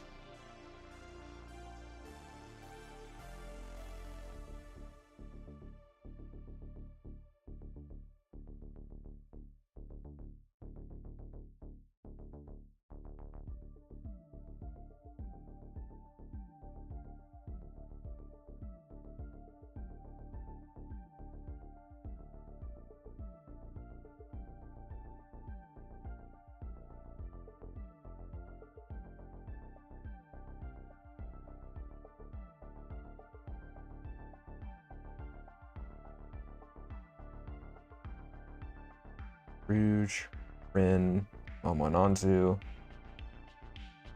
Gordy, Oru. How about you? They don't have Guiles. They don't have Guiles. Sucks. Alright. Let's do a fire tier list.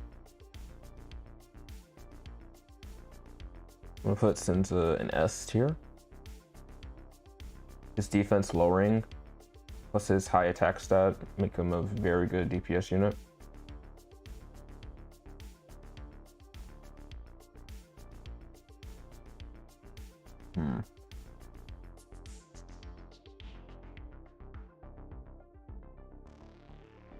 Put Chiron up there as well, along with Graham. They all serve a different purpose. If you want some tile resetting, you go with Chiron. You want more utility with your movement, you go with Graham. And then if you want pure DPS, you go for Sinza. Although I still think Sinza does the most damage out of these three.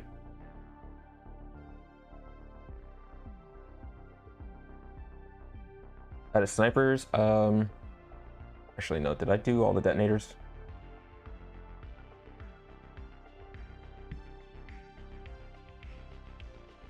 Hockey's a detonator, right?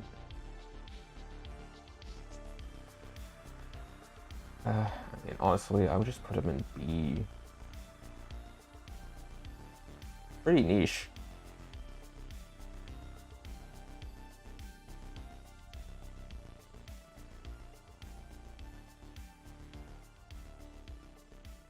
I can change these, right? Yeah.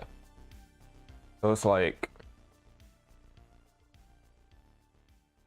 top tier would be like your core units, I guess.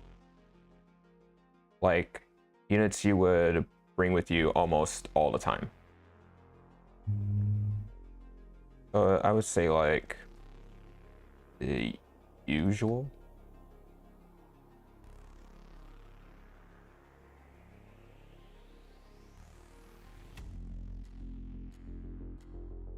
Like main squad, probably.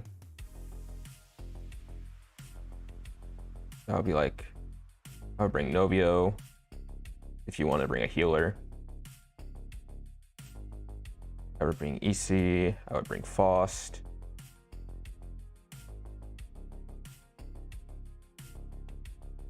I would bring Maggie if, to be honest, you really shouldn't consider cross converters until they're MBT. So I'm assuming MBT, Maggie's MBT, so I'll put her up there as well.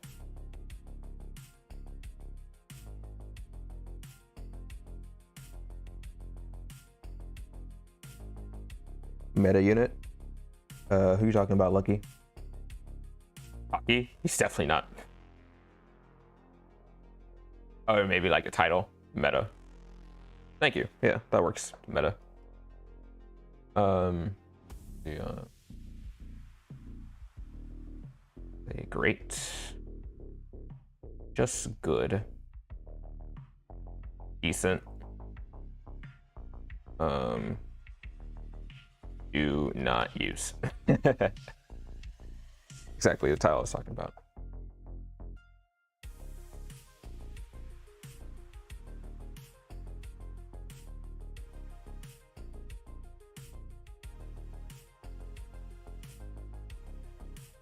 I'll put Smokey in A. I'd really just put power resetters in A tier. They're not a must, but when there are situations where there are enemies that lock tiles constantly, looking at you H2, then I would gladly put them up there. I would gladly put them in meta for those types of stages. Like mine would be meta, strong niche, usually fine, weak niche, never use. Strong niche. That's a lot better than great, because there's not really a there's not really a huge factor separating great and good. I'll keep good on there.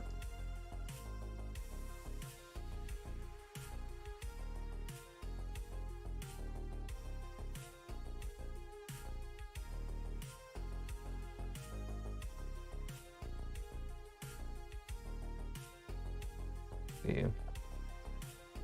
Probably put Jonah in niche.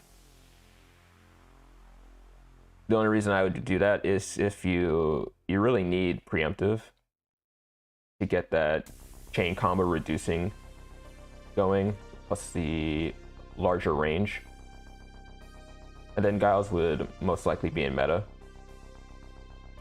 Giles isn't in this pool here, so I can't really put him there. But I would definitely put him in meta. With Momo and Anzu, they fix their wording. I still think she's just good. They're just good. Robbie, you could stay there. Tiny One, I'll put you in weak niche because you do hold one of the most powerful active skills, which is creating prism tiles, but your stats are low because you're a 3-star, and it's only one prism tile. So you need a lot more converters to pick up the slack of you only being able to convert up to 3 tiles. Iridan being a 6-star, she can do 2, so that would instantly put her in meta. Peppy, weak niche. I don't see myself using her like at all with her teleporting. It's not that strong in my opinion. Yeah, good. I'll put Alice in good. Like if you need a healer and you don't have Novio and you don't have Phyllishy, I guess she's like your only option. Chandra, strong niche. Actually, I mean, she's a great farmer. Great farmer for Nidium. Victoria, put her in strong niche because, like I said, she's more of a detonator than a healer. She really depends on if you have bleeding units such as Pozzolo, Nails, because the more bleeding stacks you have, the more you heal and stuff like that. Genevieve, I'll put you in good. Like, she's like a jack of all trades. She can teleport, she can heal, and she deals a decent amount of damage. Rin, I'll put you in strong niche. The fact that she can convert 1 tile on average, she can convert 1 tile per round on average, that makes her strong. What really pushes her higher is when she has that preemptive strike. Frostfire. Man, Frostfire. Oh man, they just keep power creeping you, man. I don't know what they're gonna do.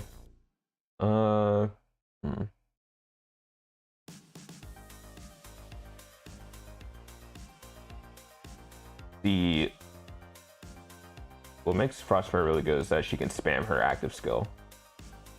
And when you have her MBT, each time you use it, you gain 10% attack on it. So if you were MBT and you didn't have Giles, which is basically a better version of Frostfire,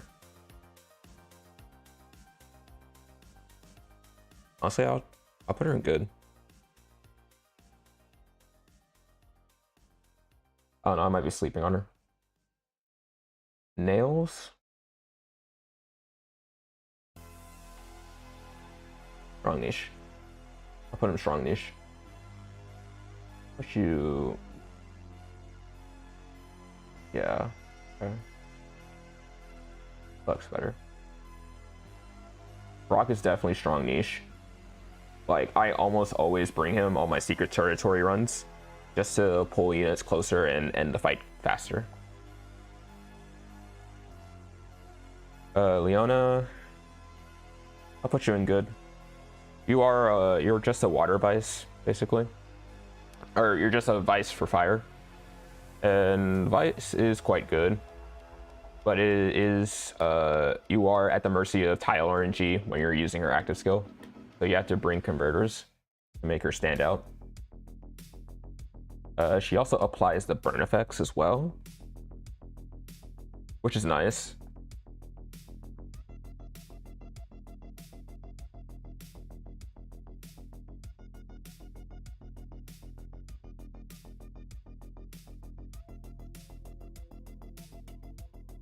No, now that I'm thinking about it, I'm gonna put Andra down lower into weak niche. I don't see myself using her outside of farming Nidium.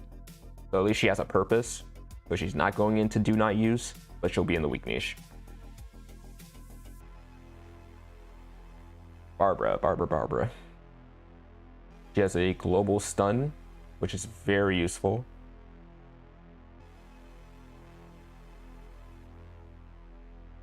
She also buffs the entire team's damage with you buff the entire team's damage for units that are stunned. That's good. Very good. Cordy, she has a better stun. Like she stuns more often than Barbara, because Barbara's cooldown is like 4 turns or 3 turns, I think. Cordy is like a 1-turn cooldown, I believe.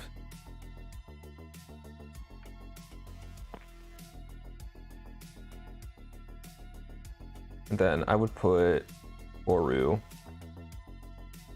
Sorry, let me rank Rouge. Rouge is good. Rouge is good. It's like she's like a budget Senza.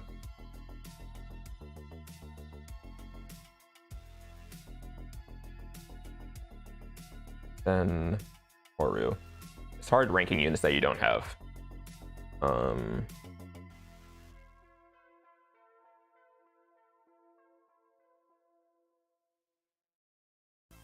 Stuck between meta and strong niche. What makes me not like Toru? Hold on. Maybe I can find it.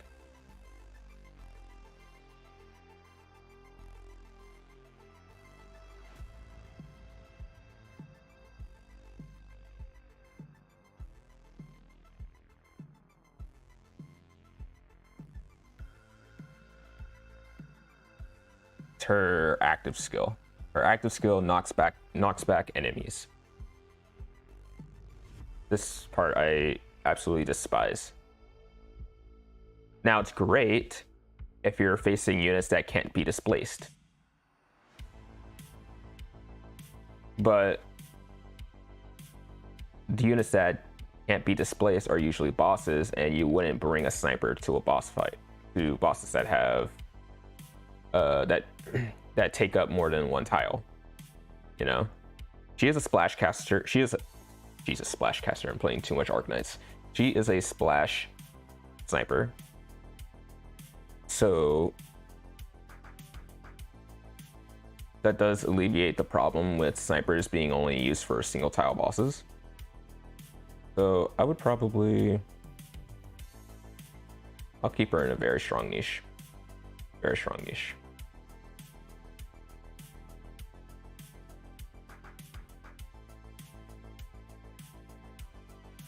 Yeah, and then obviously I would put Gauss in meta. I forgot about Patty and Patsy. Did nobody point that out for me? And Regina. Oh my god. Any more fire units that I'm missing?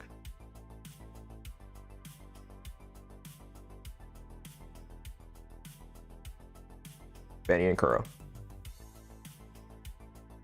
Isvan. Oh my Jesus Christ. How do I miss these students? Isvan, meta. Benny and Kuro. Strong.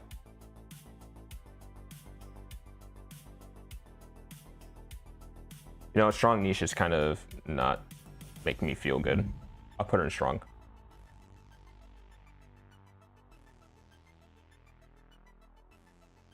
Strong.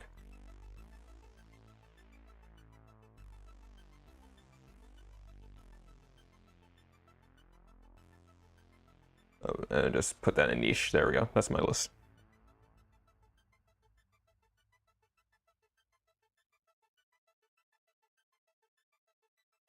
Yeah, we'll put Regina in good. Like I said, her active skill pushes units away. I don't see myself using her, but she does pretty good damage as a detonator. Patty and Patsy, I'll put them in good.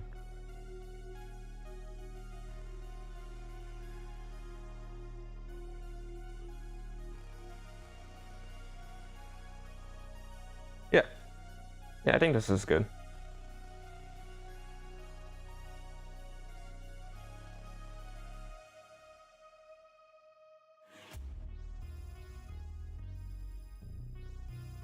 And then this also is based on playstyle. Like I'm not a big fan of losing your health to do a bunch of damage. So you might place nails a bit higher than what I've placed them at. But yeah.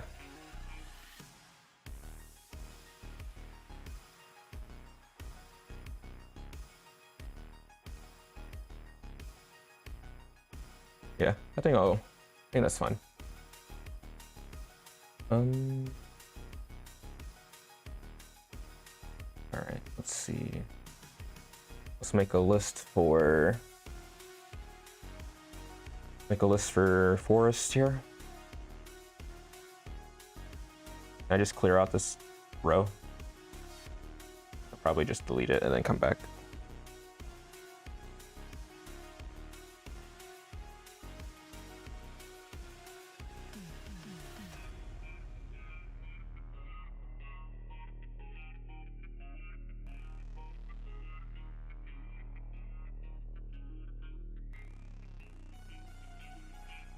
Make this one red, yellow. Oh, make this one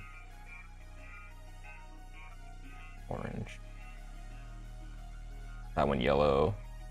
This one, I don't know, blue.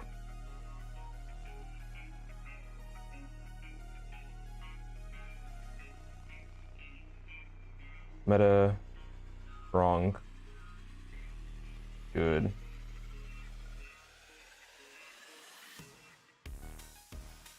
Niche, and then do not use. All right, we're gonna go row by row, make sure we don't miss a single force unit.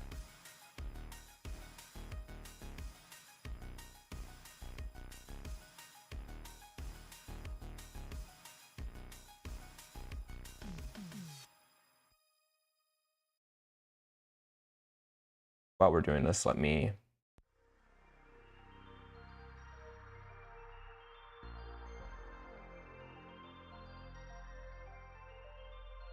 have this up so I can reference the units if I have a hard time trying to place them. Got Jomu. Not Jomu. Jomu's the dude with the hat. Jomu.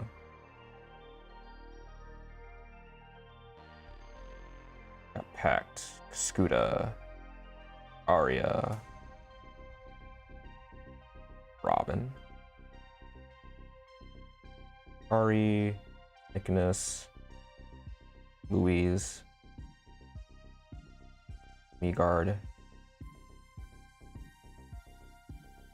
Gabrielle,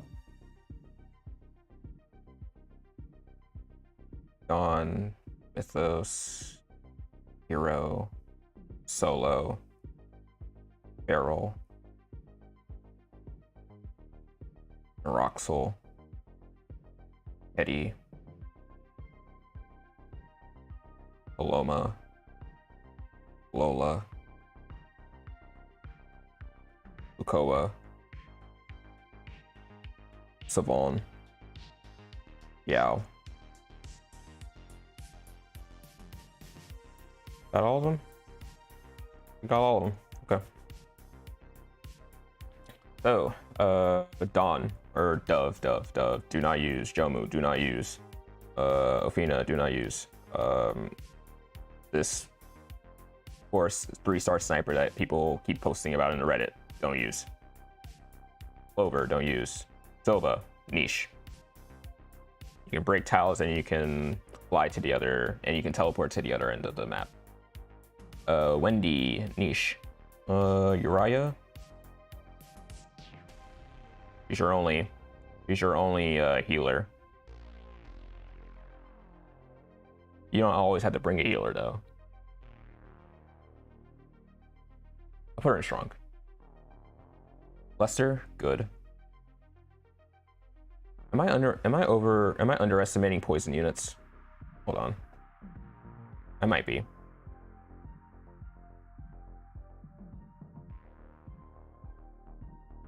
Who did I already rank?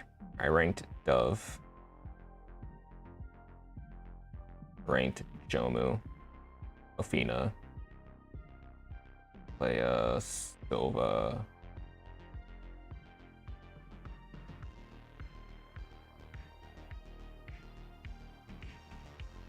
What do you do? Teleports you to a selected location within a 3-tile distance. Deals 200% damage to 4 tiles in a cross shape at that location. Yeah.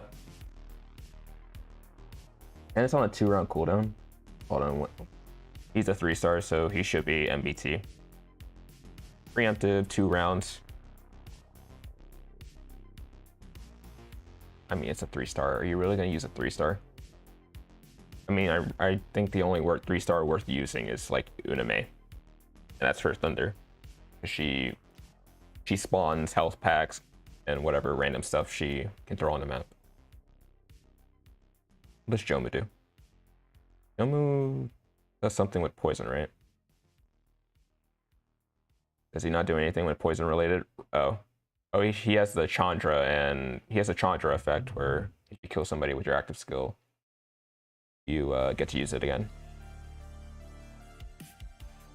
But that's for killing an enemy in one surrounding cluster. And it's on a 0-turn cooldown.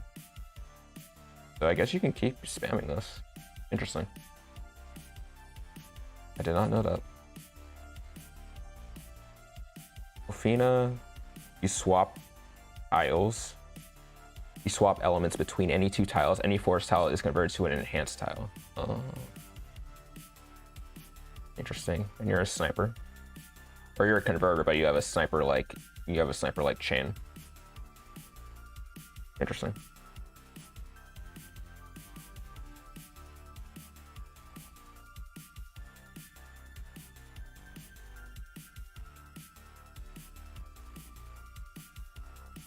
Did I miss Sparrow? I thought I grabbed her.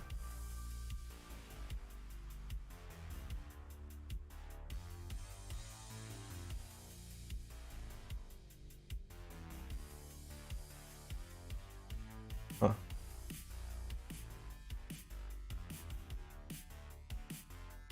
There you are. Thank you. Thank you, Juan. All right, so Tiny One, Uname, Ofina, if you need to pick, and switch tiles, all highly usable.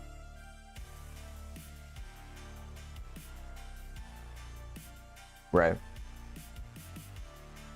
Right, it's not useless, but there's better options, for sure. Leia or Leah, what do you do? Sniper. Can't reduce the cooldown on your active, can't even... Oh, wow. Oh, interesting. She is a teleporter?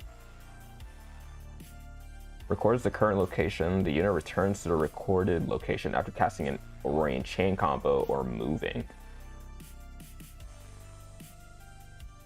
That's very niche. I can't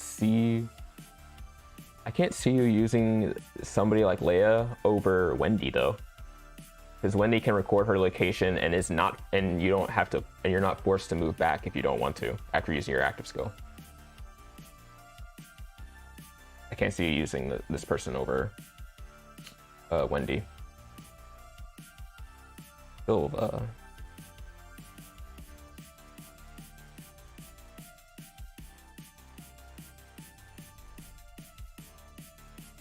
dashes to the selected location. Yep, dealing 200% damage, 220% damage to enemies along the way and on adjacent tiles.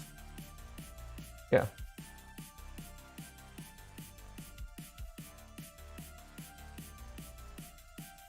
Honestly, I'll probably put her up to good. I'll put Wendy in good as well. I'm gonna still pick leave Ofina and Niche.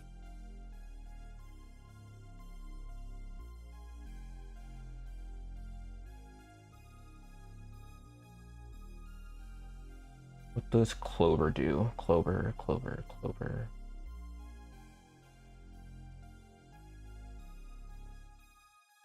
Oh, Clover. Jeez. I thought you were a 4-star, to be honest.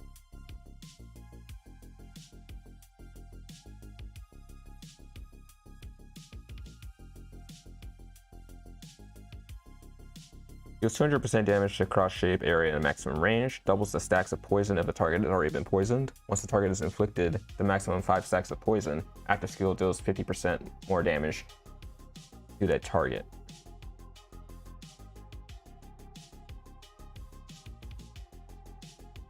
her chain combo is one of the worst ones besides X combo. But she does increase the stacks of poison. And that is useful on harder stages. DOT is very strong.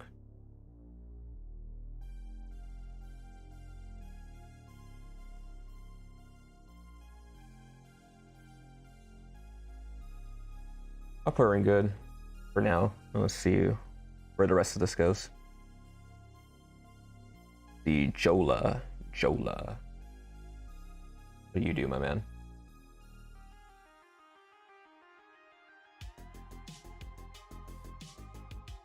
Jola resets all tiles on the field while maintaining the number of enhanced tiles to be redistributed.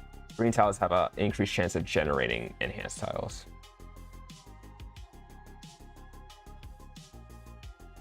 I don't know about that.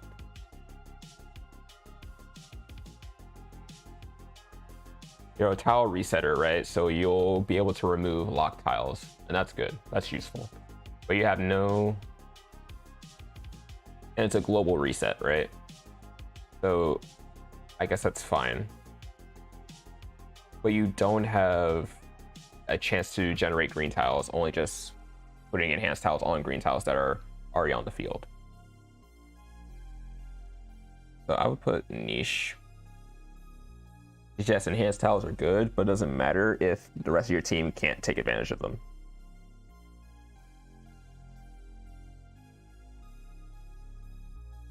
Razor Leaf. Use a Pokemon.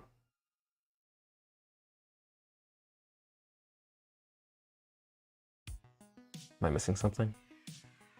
Oh. Funny.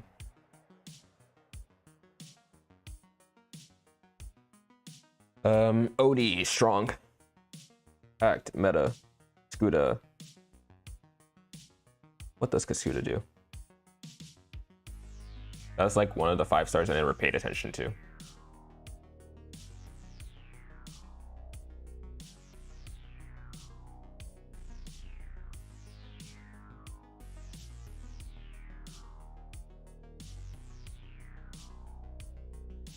You select one enemy and deals 450% damage to it. Whoa, okay.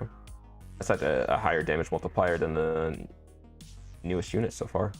If the enemy occupies a single tile and can be knocked back, moves it to the selected position within the range of attack. Which is... Okay. Moves it to the selected position within the range of attack. If a target that has a mark is killed, deals damage equal to 40% of Kasuda's attack to enemies within one surrounding cluster. This damage ignores defense.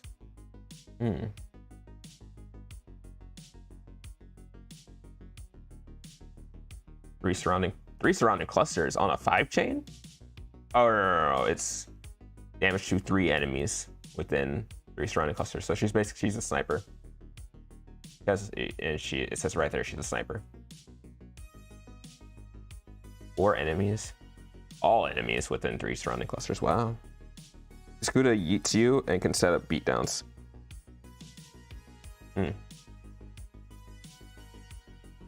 Alright. I'll put her in good then. I'll probably put her in strong. Screw it. Arya, meta. Robin's like the opposite of Dana, right? She increases your team's damage if the enemy is standing on a green tile. But I can remember correctly. Deals 250% damage to 13 tiles in a diamond shape, surrounding one selected tile. Converts 1 enemy tile to an enhanced tile. I don't understand why units have these converting enemy tiles under them into things. Like, yes, I know they have kits where the enemy takes more damage if they're standing on something, right? But I'd rather have you convert in front of them at least.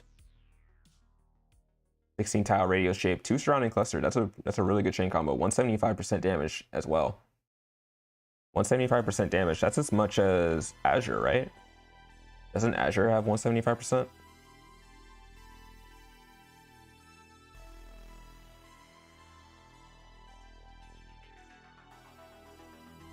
It does. Yeah, damage multiplier is really good. I'll put her in good. Put her in strong.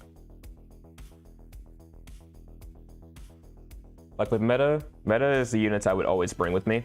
Like the batch of units that I would always bring with me depending on the situation, and then strong is like the next best thing. Akari, meta. Nicholas, meta. Louise, meta.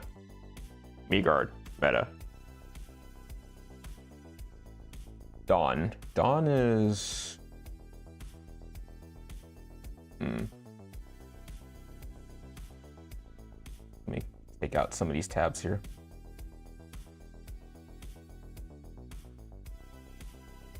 So Dawn. The first free welfare unit in the game.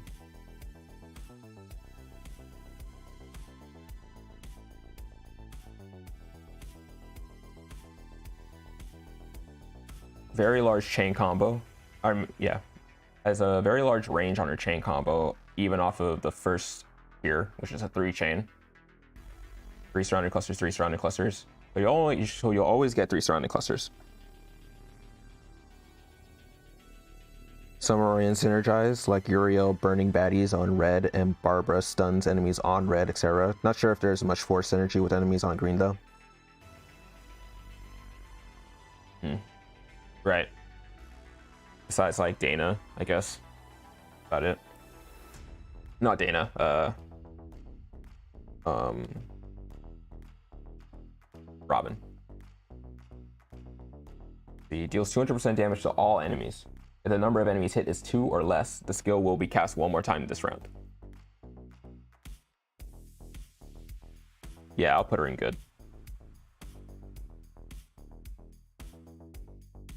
Because at least her chain combo is consistent, you know? Preemptive, 3 turn cooldown. Hits all enemies. That's what you want your sniper to do, to be able to hit all the enemies from long range. Neuroxyl, put her in strong. Solo, strong. Oh, I forgot about Mythos, meta. Hero, meta. Paloma, meta.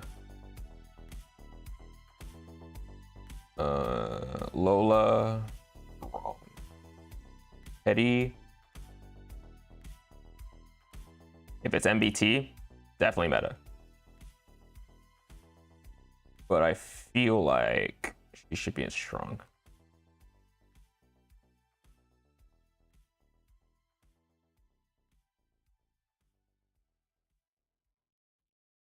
I mean, she's like an upgraded version of Arlene, right?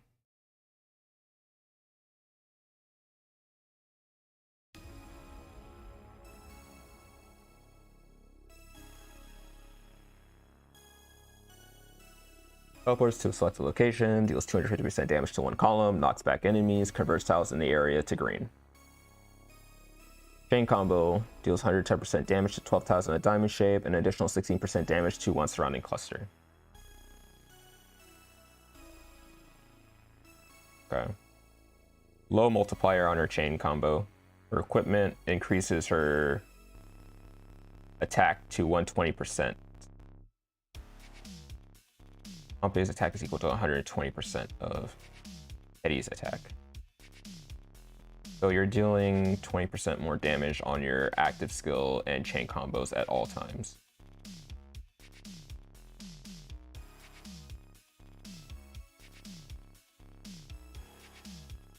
Honestly, yeah, I think I keep her strong. Then we have Gabrielle. I'll put her in strong. Just for that, for the tile resetting. Lukoa, I'll say meta, to be honest. That her ability to stack that debuff up to 70% to allow your other Aurorians to deal 70% more damage on their active. That's like too good to pass up. Barrel. Wrong. Savon, Meta, Yao.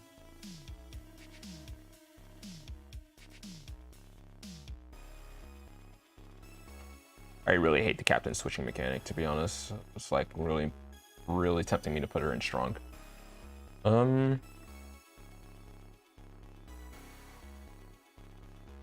I mean, she would definitely be the next best thing after you use after you use Arya and Hero for your Calamity Codex, basically. And then Lenore, I think she could be meta.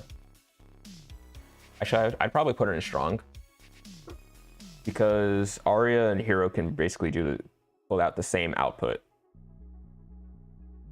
What makes Lenore great is that her chain combo, or at least her tier 3, which you're probably never going to get until you're below 75 sanity.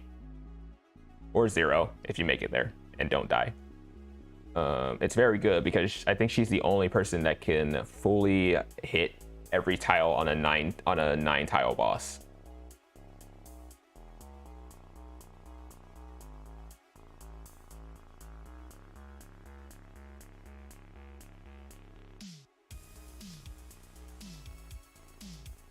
I should probably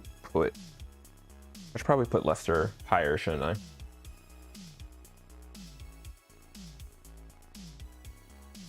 I don't rely on poison. Like, I don't use poison for in general gameplay, so I have a hard time ranking those types of units, the damage over time units. I kind of just brute force everything.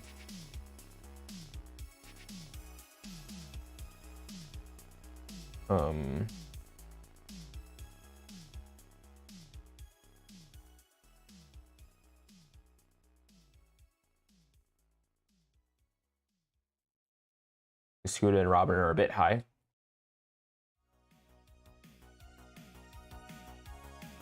You know, I was thinking that too. I'd probably put them lower.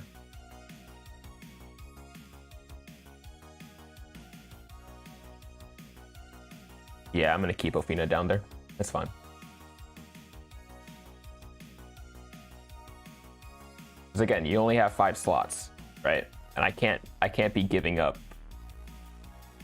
one of those for a small niche like that.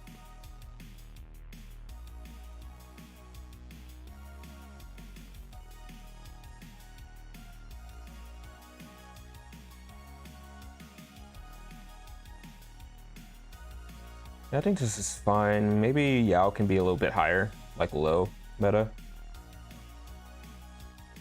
I mean, I would use her over Barrel, I think. Your Barrel also has that utility with her crystals spawning on the map. Uriah is basically your only and best healer for fire for forest. Lola's great for farming, for XP. Naraxo has that tile resetting, same with Gabrielle. Pasolo, Eddie, yeah.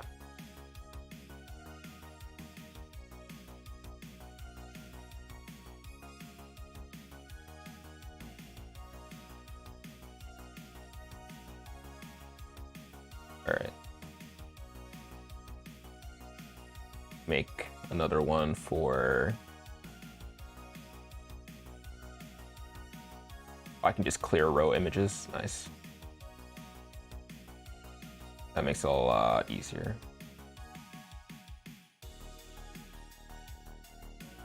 Drag these out. Let's do Thunder next. Like, water and thunder are my 2 favorite elements.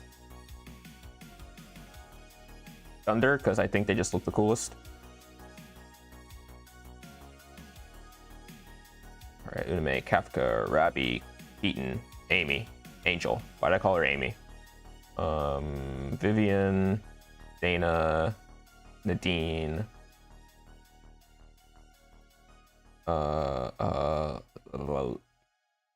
Lil, her name starts with an L, I know it. Let me...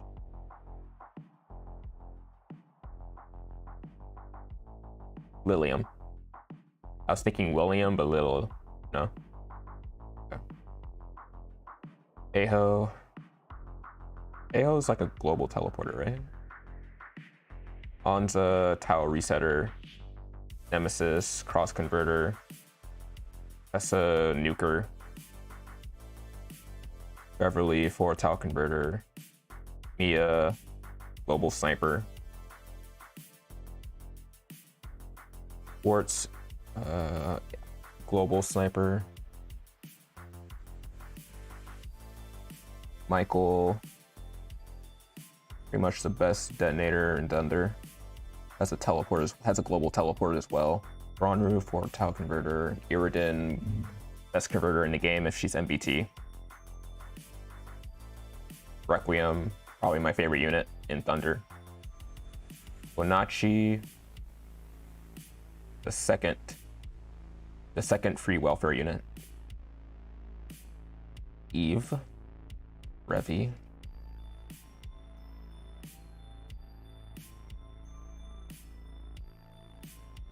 I almost put Bethel in there because she had the yellow thing next to her thing. That's not the case. She is water. I don't know why they haven't fixed that. Kana, Erica, Hitman, Lorraine, Mori.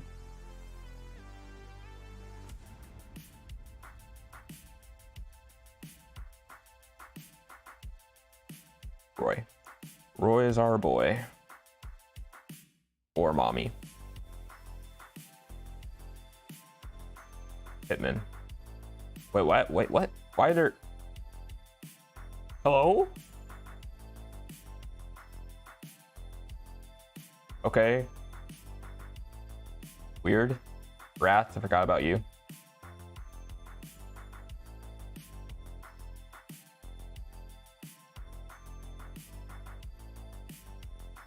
Yeah, I think I got everybody.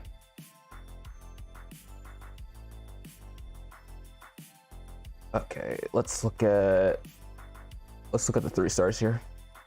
Amy, Uname, Angel, Aho, Tordog. I think Tordog is literally a meme. So I guess it's up to your discretion to put him wherever you want because he is an April Fool's unit.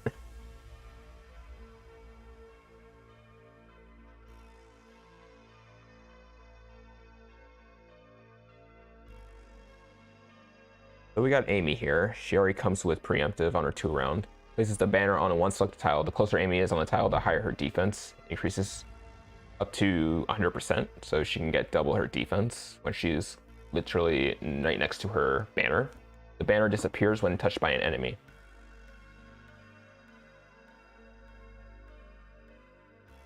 A2, she's a healer. Recovers the team HP by 220% of Amy's attack. That is ginormous. Let me look at the rest of the supports in the game that heal. Uriah, Philishai,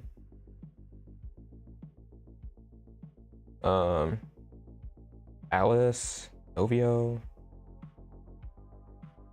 220% of her attack. That's actually ridiculously large. Oh no. So Uriah has 240% on her 10 chain. 240 for Philishai. 220 for Alice. Okay.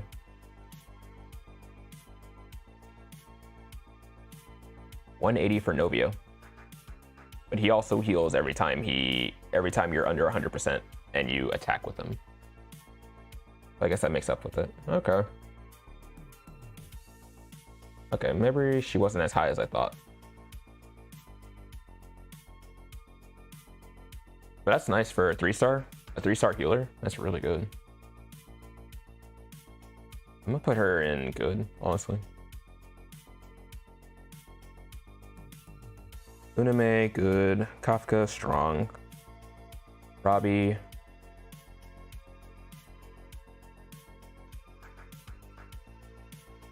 Switch Robbie. What's going on with Robbie? Robbie. Teleports to a selected location. Global teleporter. Heals. Put the max breakthrough on there. Deals 300% damage to one surrounding cluster and knocks back enemies. Oh, God. Take away knockback enemies, man.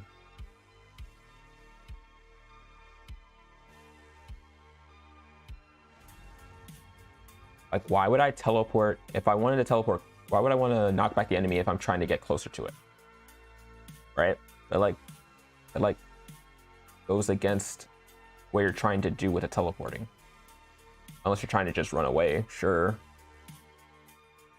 But then you wouldn't really be teleporting. You would just teleport right there and knock him away. Chain combo deals 107% damage to 12 tiles in a diamond shape.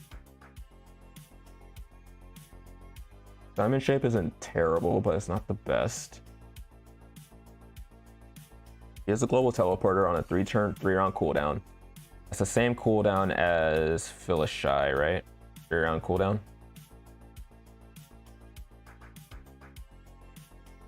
I'll put her in niche because the last part just boggles my mind why the hell you would have that.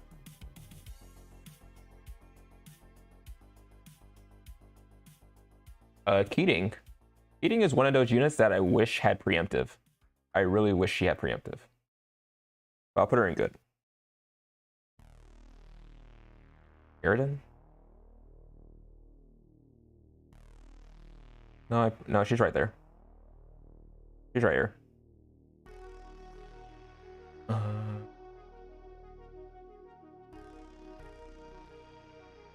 Angel. Angel,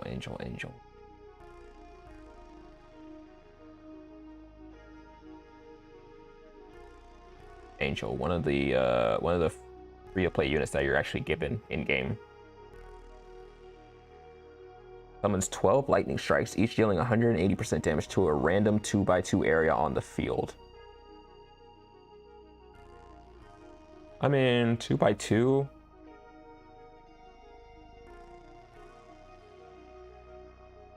Two by two is not that tiny of an area. And it's 12 of them, right? So you're essentially hitting 48 tiles on the field. Right? Because 2x2 is 4. 4 times 12, 48. I'm not sure how many are on this field right here. Hold on, like 1, 2, 3, 4, 5. 9, so 45 in this general area plus 6, 7, 8, 9, 10, 11, 12, 24 top, 24 bottom. So you're basically hitting about half of the map, right? Because it's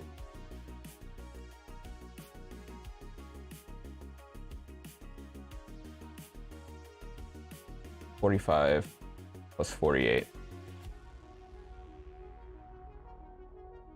What is that, like 93? 45 plus 48. Yeah. 93. So 48 out of 93. That's basically almost half the map. So I'll put her in I'll put her in niche. What's her chain combo like? One surrounding cluster and enemies in a cross shape to the maximum range. Okay. Yeah, I'll put her in niche. Her range is limited for a sniper. Oh, she's actually a detonator. Yeah, I'll put her there. Vivian, I'll put you in good. Nadine, strong. Lilium. Lilium is weird. The reason I say that is that she knocks back enemies with her active skill.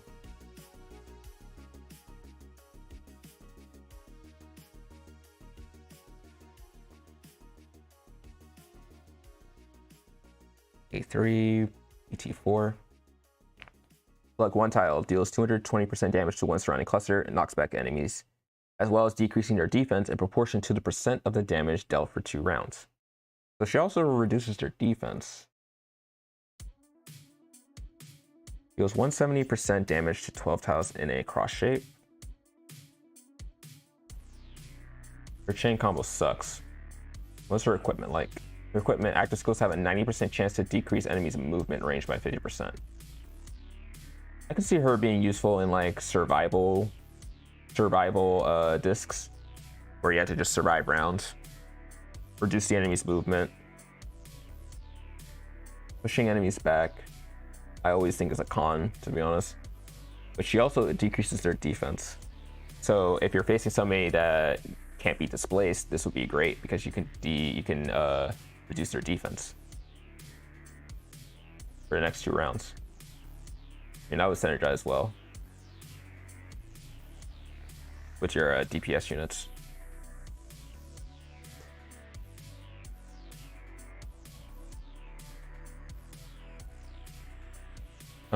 I think I'll put her in.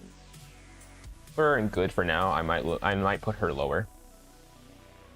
Aho. Aho. Not sure. Teleports to any tile within 2 clusters. BT3, you unlock the 2nd tier. Cross shape. Okay, her chain combo sucks, but she can teleport within 2 surrounding clusters. I'm gonna put her in niche. Beverly, meta, Ansa. Anja is a tile resetter.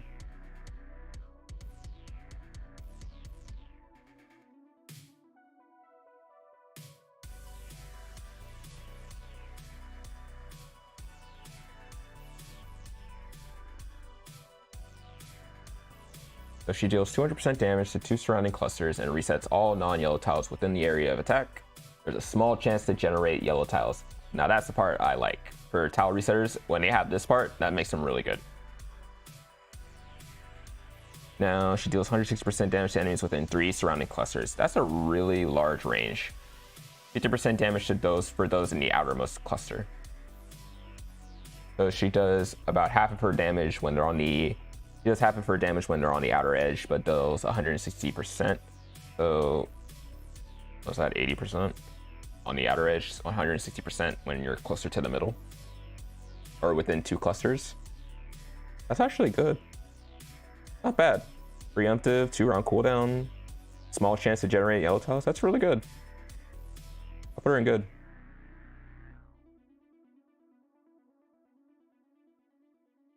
Maybe even strong, to be honest. That sounds very useful. Mia, I'll put you in good. That's a meta. Nemesis, meta. Sports, meta. Ashley, put you in strong. Michael, meta. Gronru, meta. Iridan, meta. Requiem, meta. Pittman. My boy Pittman.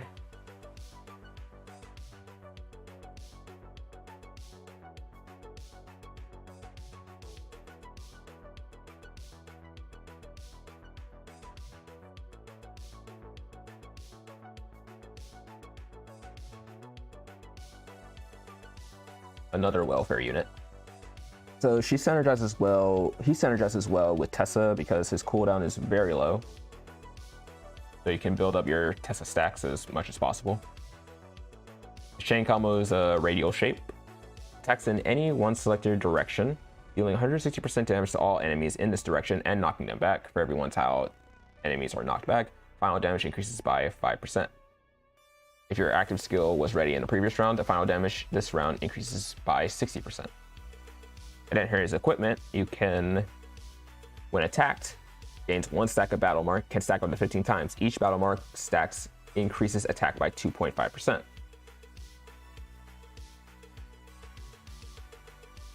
Stacks attack increases attack and defense by 2.5%. So the more you get attacked, the more tanky and more damage you do. Battle mark stacks decrease by 50% each round. For each stack of battle mark lost, gain a shield equal to 12% of Pittman's max HP. Yeah. So he's basically a tank and works very well with Tessa. I think I'll put him.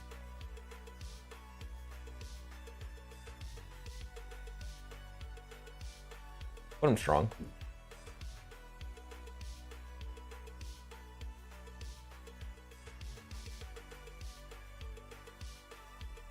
Bonacci.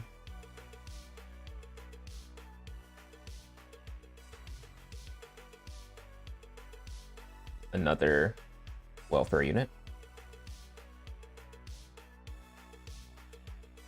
Selects one of 4 directions around the unit and displaces all non-boss enemies who occupy a single tile in the selected direction when dealing 250% damage to all enemies on the board. If the number of enemies hit is 2 or less, the skill will be cast 1 more time this round. He's also a buffer. He gains a divine mark at the start of battle or upon using an active skill. With this mark, though Bonacci's defense increases by 120%, this mark disappears once Bonacci loses HP. When this mark exists, the chain combo damage dealt by Thunder Royans increases by 10%. So she increases your team's damage by 10% and increases her own defense by 120% when the mark is active. And you only lose the mark when you lose HP, which is going to be often. But you get it back when you use an active skill. And her active skill is unfortunately on a 3-round cooldown, so you're probably not going to see that 10% buff all the time. So I'd probably put her in niche. Like, there are better buffers in the game. Like, Florine is definitely up there. Speaking of Florine meta. Revi. I'd personally put her in meta. Because she has the diagonal attacks. Probably low meta. Eve.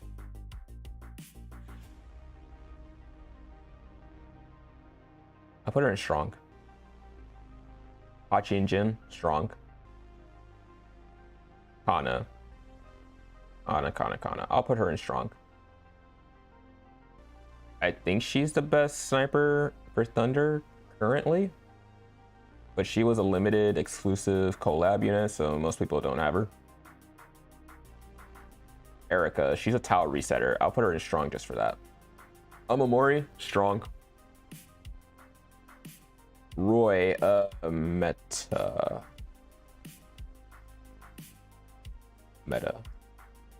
No. He's a healer. Healers aren't always meta. I'll put her better, and he's at least better than Nadine. I'll put him there. Wrath. Oh god, Wrath. I hope they buff you in the future. I'll put her in strong. I hope they buff you. I really do. Luke. Luke is our boy. Strong? He has a very strong niche against single tile bosses and units that just walk around all the time. Now Dana, I'll put her good. Right? She has that same problem with as Robin. Royans deal more damage when they're standing on yellow tiles, right? At least that's what her equipment says. Deals 250% damage to 13 tiles in a diamond shape surrounding one selected tile. Converts one enemy tile to yellow. And her chain combo is a 3-column. It's not the worst. It's not the best. Increases all deployed members' damage against enemies occupying yellow tiles by 5%. How much was Robin's?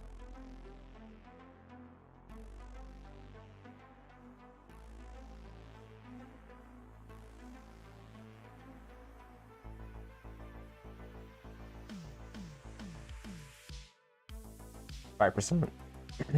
Yeah, 5%. Okay, they're the same.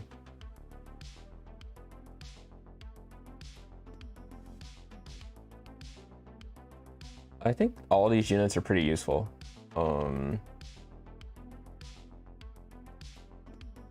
I don't think there's really anybody that you can't use in this in Thunder team.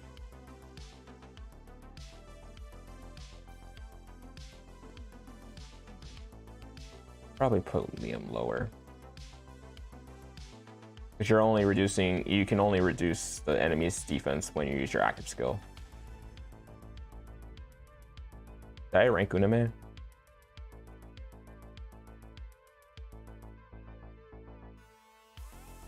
So Uname can throw a can at any selected tile, changing the tile to a yellow enhanced tile. A lightning crystal, meteor crystal, bandage, attack, or defense is randomly generated on the tile. So you can't control what spawns there, which kind of sucks. For equipment, when there are no enemies within the chain combo range, recovers the team's HP equals to 150% of Uname's attack. So she also heals as well, right? That's really good.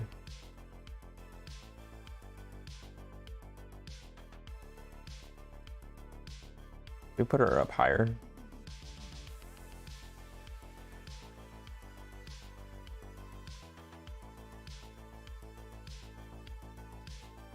Let me look at Eve.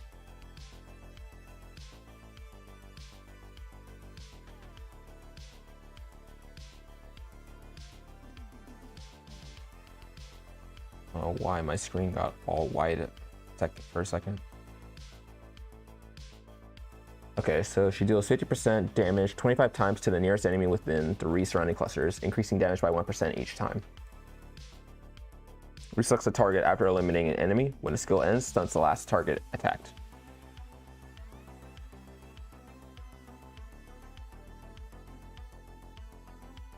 Okay, so MBT just... What does MBT do? Does that just reduce your cooldown? BT3 makes it preemptive. What the hell does MBT do? Oh, it increases the amount of times the person gets hit. 20 to 25. Okay. And then when normal attacks, chain combos, and active skill deal damage every 10th up to 8 instance of damage, also deals 100% damage once to all enemies.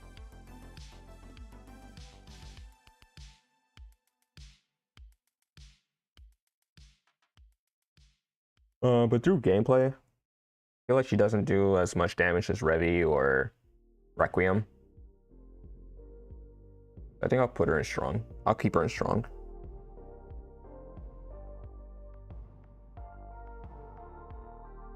Okay.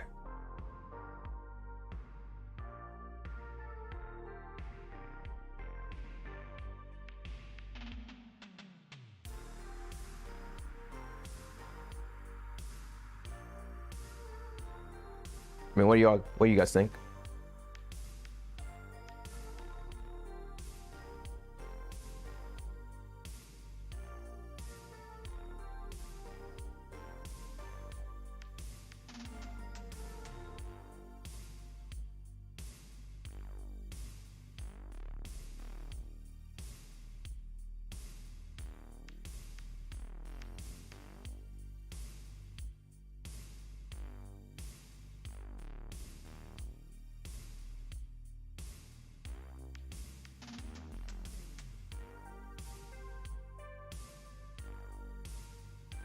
Take all the blue units now.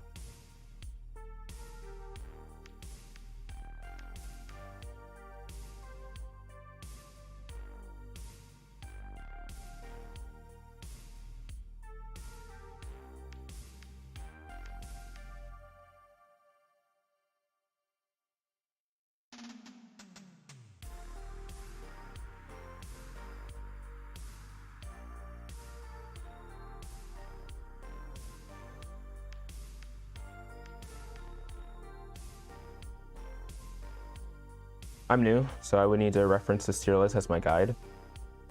Oh. I'm not sure if I'm the best person for tier lists. I kind of just use who I want. And I use who I want and I just stick to... I basically just have a general squad I always default to, and if I need somebody for a specific situation like lock tiles, I bring tile resetters, or I can't use active skills or chain combos, then I use somebody with diagonal attacks, you know? Just those little additions to the fight and influence my choice on who I bring. So really, when it comes down to me, it's really like meta and niche, you know? And then everybody I don't really want to use, because I have somebody who's better.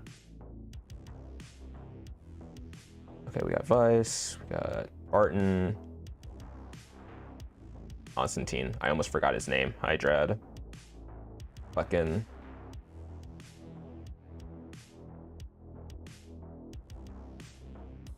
Corax. Corax is pretty good. He's like a budget. He's a budget version of Michael. Rona's great. He was my first 6-star unit after I pulled who was it, Sariel? I think it was Sariel off of the beginner banner.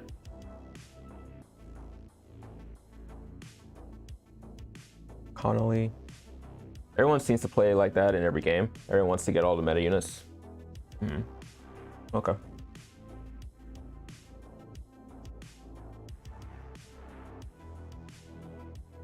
And sometimes meta units become like your waifu or husbando, you know?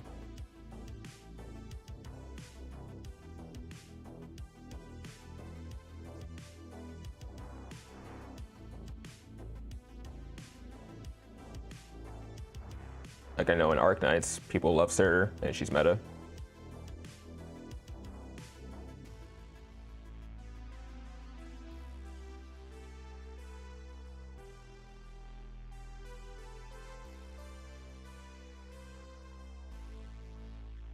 Fafnir. Elma. Bethel. Oh, it looks like they fixed it for Bethel. Oh, they have 2 versions of Bethel here. Guess they got the right one. Who am I missing? Ayano. I heavily overrated this unit when they first came out. I thought captain switching was going to be the new thing, but you know, that ended up not being the case. Got Bethlehem, we got not Novio, Azure. Ruby. Ruby is basically a power crept version of Barton, but I still use Barton sometimes if I want to deal more damage with my chain combo. So really like a boss enemy. I use Ruby for general gameplay when I'm killing mobs, you know. I think that's it. I think that's all of them. All the water units right there.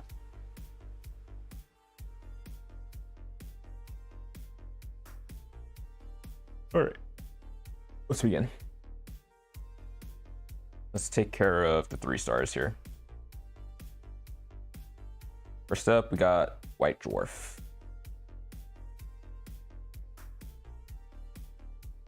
Oh, that is weird.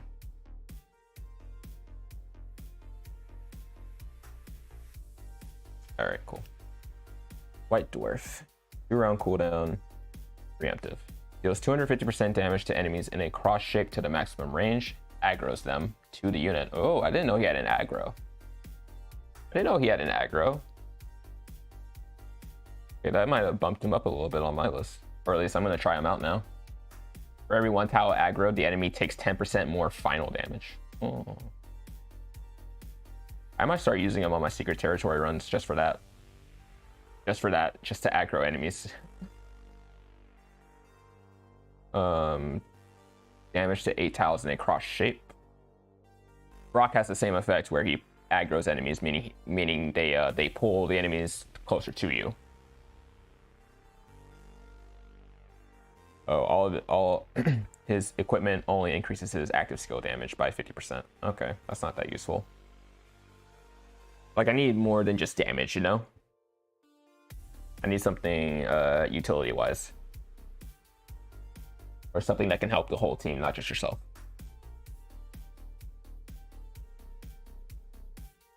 He aggroes them. I might put him in niche. I just might. Gorgon.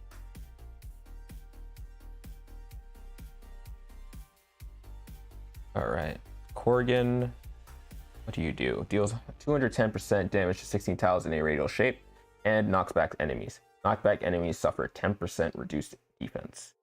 And it looks like this can stack. His equipment increases his chain combo damage by 40%. He has an X shape, which is terrible. I wouldn't use him. I wouldn't use him. He's kind of like William. After he knocks back enemies, he reduces their defense.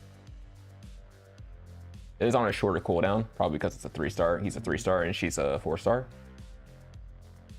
But I still don't think I would use him. Zoya. The first healer you get in the game. And probably the only one you're going to use until you get Philishai. So it recovers the team's HP by 150% of Zoya's attack. Each blue tile on the field increases healing effectiveness by 8%. Oh, I didn't know that. Okay.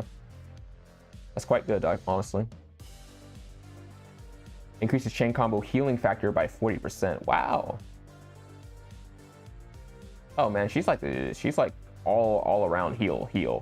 Heals on her act skill, heals on her chain combo, makes her healing even more potent with her equipment. I would put her in good. Lucid.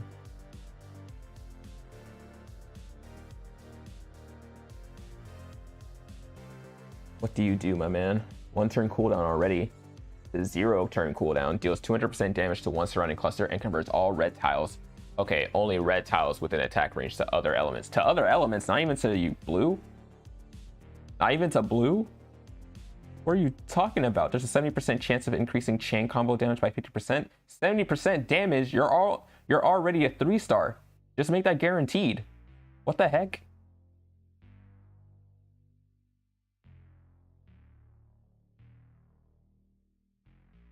Well, okay. It's only red tiles. And it's only one surrounding cluster. It's a small range. Yeah, look how small that range is. And it's only red tiles.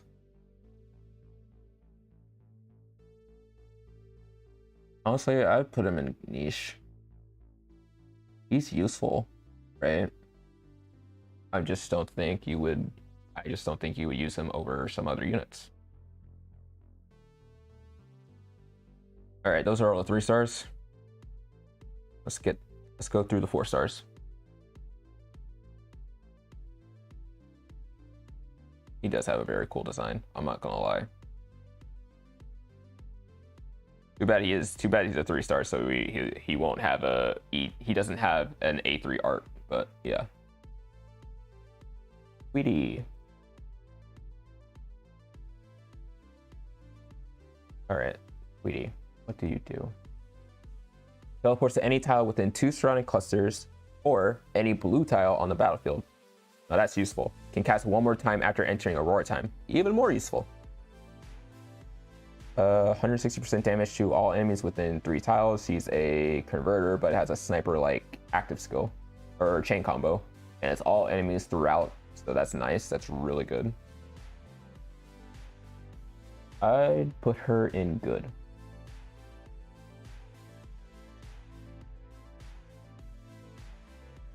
And what does her equipment do? Her equipment, each chain combo hit grants 1 stack of Snow Puff Mark. Each stack increases defense by 20%. The mark disappears at the end of the round. Okay. So it's a good thing that she attacked everybody within her chain combo, right? So she'll be able to get tons of stacks. And then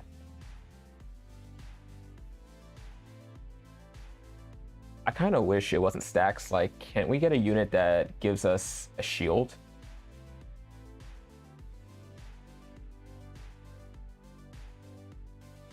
Hold on, does Pitman have that?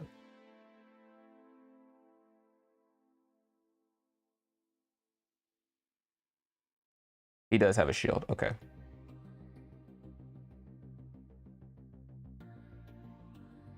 I mean, like like a shield stack, like how enemies have stacks of shield with like 5. Like take a hit, you completely take no damage. Like you nullify the damage because your armor took the hit. Kind of hoping for that type of skill set. Then we have Miss Blanc, another converter that you are given for free. She was there for me. She was there for me in the early days before I got Klecken and Sariel. But she's still good. She was the first 4-star I A3'd. Let's see, her skill converts 4 tiles into cross shape. And still to this day, before cross converters before you got cross converters to MBT, she was the only unit to convert yellow tiles for water, because Sariel could only convert green and red, while Klecken can only convert green. And she could bypass this by converting any tile that's in a cross shape adjacent to her. And she generates up to 2 enhanced tiles. Honestly, that's super strong. And I can still see people using her today, to be honest. Increases her attack by 9% and increases other deployed water warriors attack equal to 4.5% of Blanc's attack when HP is above 90%. It's only above 90%, so that's a very strict threshold. You probably have to pair her up with a healer to keep that damage bonus going. But it's only 4.5%, so it's really not worth maintaining. But it's a nice bonus when you have it. So honestly, I'd put her in good. We have Machete.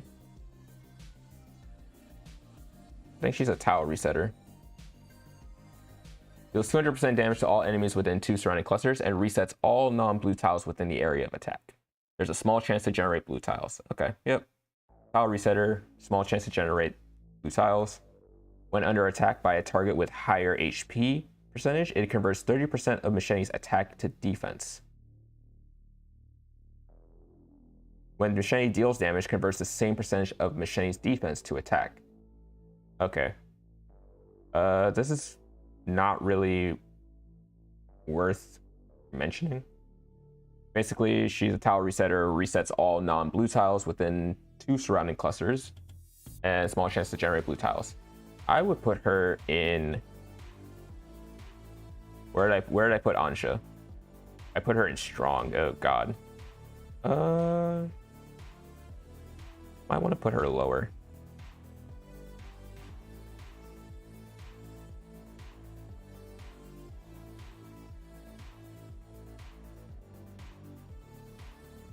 I'll put them both in good.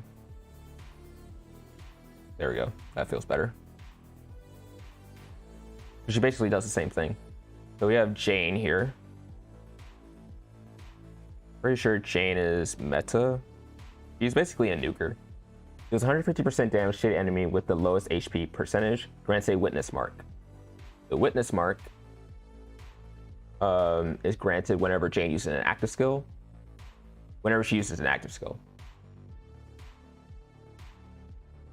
And she keeps the stack until the end of the battle. Each stack of the witness mark increases the attack of water warriors by 1%. Removes active skill cooldown if the target is killed with the skill. So theoretically, you can stack this up to 99. You get like a 99% attack bonus. He deals 170% damage to 12 tiles in a diamond shape. Not bad. For equipment, when an active skill deals damage to an enemy, increases the final damage by 10% for every 6% HP lost by the enemy. So she also does percent HP damage, right? Well, not directly, but indirectly. The more HP the enemy loses, the more damage she does. I put her in strong. We have Chloe, a support unit that buffs your Aurorian's attack based on the amount of blue tiles on the field. So yeah, grants a Concerto mark. 1 stack whenever passing by a blue tile. All marks are cleared when using an active skill or passing a tile of another element. When cast, each blue tile on the battlefield and each stack of the mark grants all deployed members an attack bonus equal to 0.5% of close attack for 2 rounds. And that's for 2 rounds. That's really good. Factor in an Aurora time. That's up to 3 rounds potentially.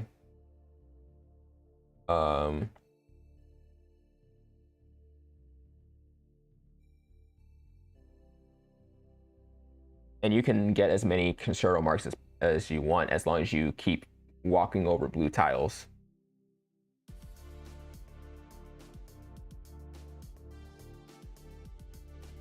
And she's a sniper. She has a sniper chain, a global sniper chain. In fact, she hits the 3 nearest enemies.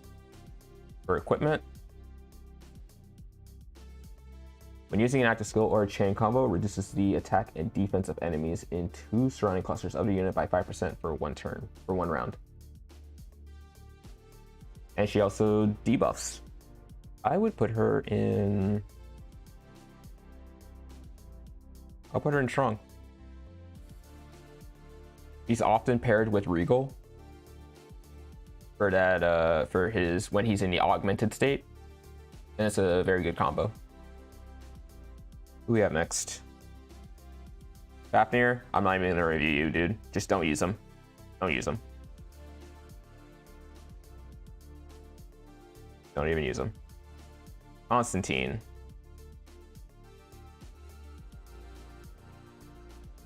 Deals 300% damage to 1 enemy out of all enemies on the screen. Okay, so you don't even get to choose who you want to attack.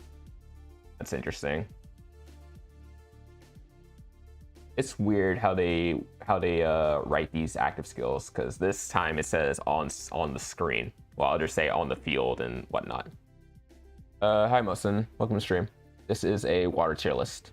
Yes, this is a water tier list. I cover thunder, forest, and fire. I was just making... I noticed that people were asking for a tier list, and I decided might as well tag this at the end of today's stream. This is the first time I'm making a tier list, so it might be a little off. But this is just from my experience. So, yeah. We're currently covering all the 4 stars. And then we'll move on to the 5 and then 6 stars. Let's see. So you don't even get to choose who you want to attack with this active skill. So you probably want to use it on a boss or when you have 1 enemy left. Deals 210% damage to the nearest enemy within 2 surrounding clusters. It's on its tier 1, and tier 2, it's still only 1 nearest enemy. Okay. So this dude is all about damage. It's funny because he's a sniper. When a normal attack or an active skill deals damage, whichever is more, convert 5% of the damage to attack. Only valid for current round. When there is only 1 enemy on the field, increases the attack of Warriors by 5%. Okay, so he's a slight buffer, right? When there's only 1 enemy on the field, so basically a boss. And then he converts his normal attack or active skill damage to his base attack stat by 5%, I guess. I'm assuming that's when... I'm assuming that stacks, basically. Okay.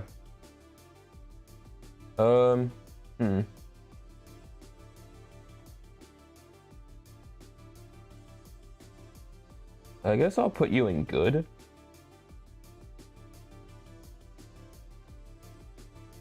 Right?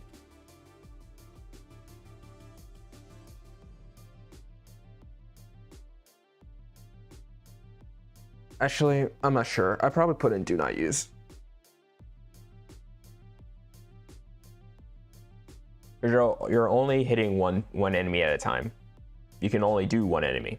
right? I'll put it in do not use. There are better units that you can use. Last 4-star, Kuma and Penji. Deals 250% damage to 13 tiles in a diamond shape centered on one selected tile. Converts 2 enemy occupied tiles to blue within the area of attack. Okay, converter, but also deals damage. What's the tier 2 do? 170% damage to 16 tiles in a radial shape. Okay. Increases the team's max HP by 20%. Oh, okay.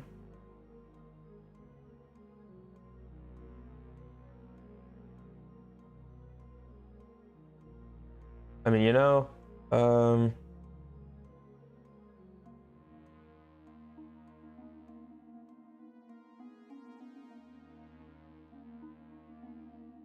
Uma and Penji, huh?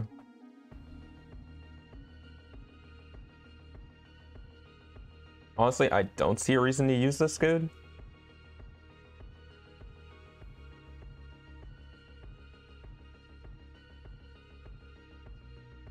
Especially when your cooldown is three rounds and you're trying to convert. Yeah. I don't know. I think I just keep them there. Keep them there for now. All right, time to go to 5 stars here. A lot of them. Yeah, y'all already know what Phyllishy does. I'm gonna put her in meta. He has saved my butt so many times. Noah.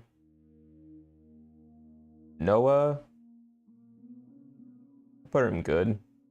Sarita over here. That's fair, unless you're a newbie. There are other better DPS. Yep. Gains 10% of Noah's HP as shield for every blue tile. For 1 round. Using an active skill increases Noah's defense by 50% for 1 round. So you gain shield and you increase your defense. So she's a tank, right? She's supposed to act like a tank. When the shield disappears, converts 30% of the remaining shield to HP. Increases Noah's defense by 50% if the shield already exists. So you're further increasing your defense by 50% when the shield is on you. So when the shield is on you, right? You gain 50% defense plus another 50% defense. So you're getting like 100, you're getting 2x to your defense stat when you activate your active skill. Plus how many ever blue tiles you gain. Plus how many stacks of shield you get, depending on the amount of blue tiles on the field. I put her in good. Like I said, defensive units. I still feel like the best defense is a good offense, you know? Because I'd much rather try to kill the enemy instead of trying to tank the enemy if my units can already tank well. You see what I'm saying? Like with Soul Morph on H5. You basically just had to face tank everything. Meaning your units had to be at level, and you had to use Phyllishy's, and not use Phyllishy, you had to use a really good burst healer like Phyllishy or Novio or Nadine to keep yourself healthy. So I think I'll put her in good. Vice, strong. Barton. Actually, who's next? Hydrad. Meta. Double chainer. Barton, meta. He's a cross converter. Klecken, meta, 4-tile converter. Korax. I'll put him in strong.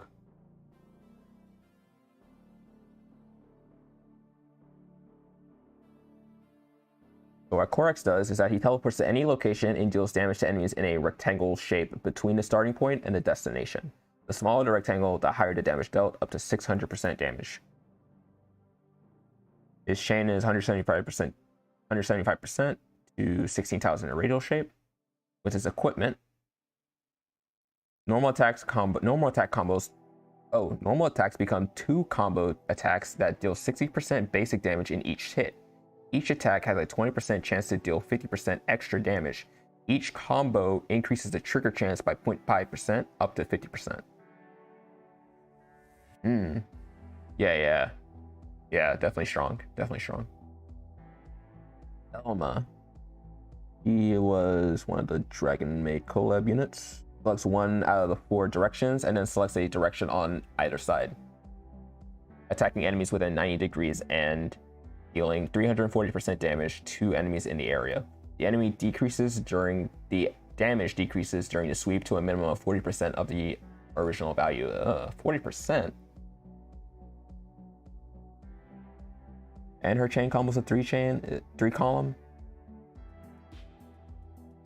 Her equipment increases normal attack, chain combo, and active skill damage by 20% when HP is full. Honestly, I would just put her in good. She's a detonator, but there are much more better units than that. Korax is a unit that is gambling with his DPS, right? Seems not consistent. I mean, even if it's not consistent, it's still it's still an enhancement on his normal attack, right? So he would be great on units that nullify active skill damage and chain combo damage. And plus he has a global teleport. Like, he's a budget Michael, so he's at least strong, in my opinion. Elma, I'll put her in good. There are much better detonator units like Korax.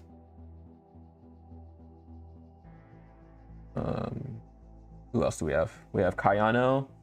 Honestly, you definitely can do better than Kayano. You definitely can do better than Kayano. If you're just there for the damage bonus, just use Chloe. Just use Chloe. It's definitely not worth the hassle of using that captain using the captain switching.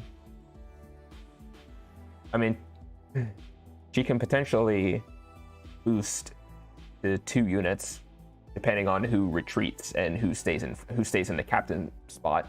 But Chloe can just buff the entire team at all times.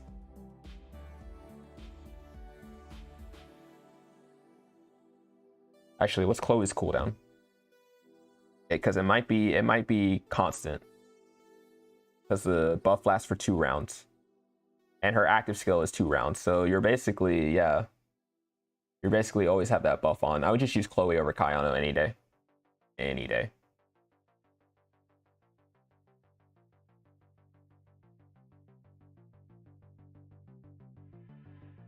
Who's up next?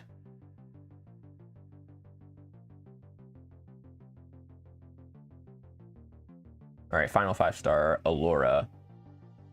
Allura was interesting.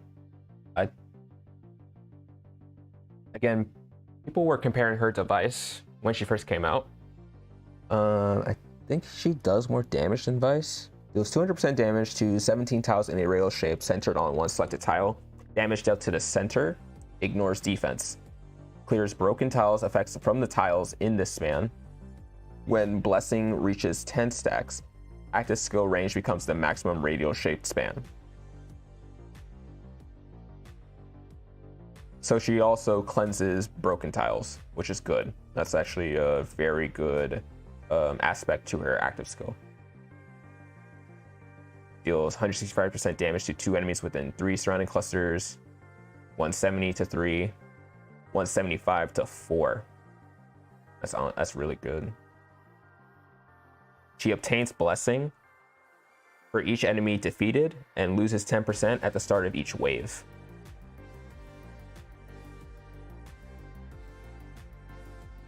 That's really good. Each Blessing stack increases Allura's active skill damage by 10%.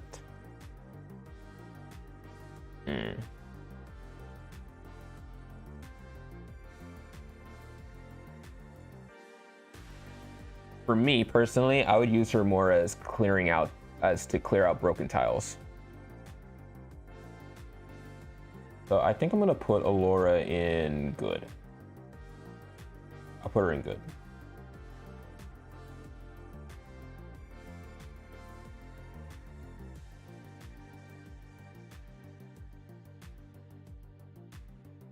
For each enemy defeated and loses 10% of the start of each wave. Well, usually there are 3 waves at the most. Well, not 3 waves. I think it goes up to 5. But as long as you're killing enemies,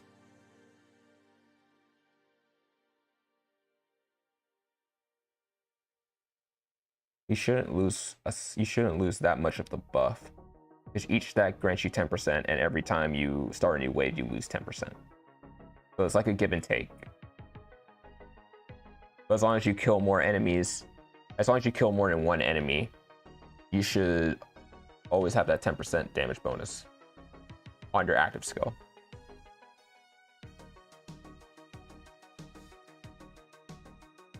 Interesting.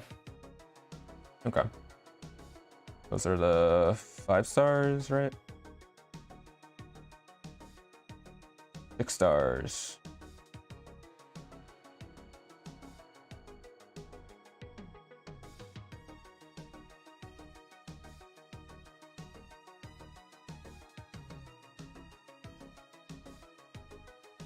Okay.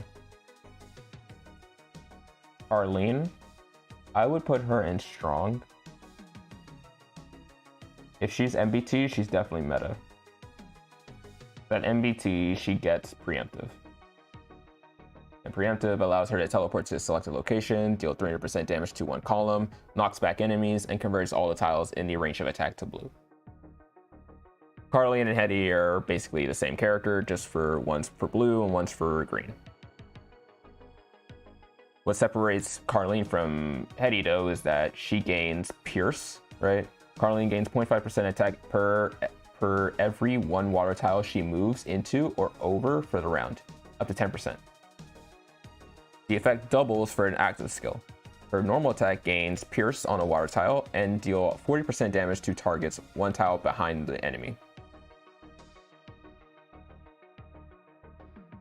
So it's a little less than... It's a little less than Arya's, right? Let me look up Arya real quick.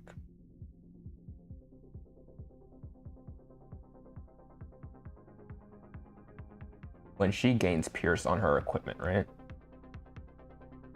See, Arya does 100% damage to the target 1 tile behind, while Carleen only does 40% damage to the target 1 tile behind. It's pretty insane when you're comparing a 6-star to a 5-star.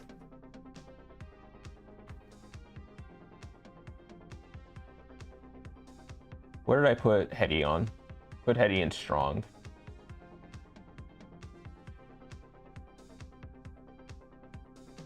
Like if I had 2 versions of Carleen, one without MBT and one with MBT, the one with MBT would definitely be in meta. The other one would be in strong. So I'm gonna keep her in strong, just because it's kind of insane to ask for the majority of players to have an MBT 6-star.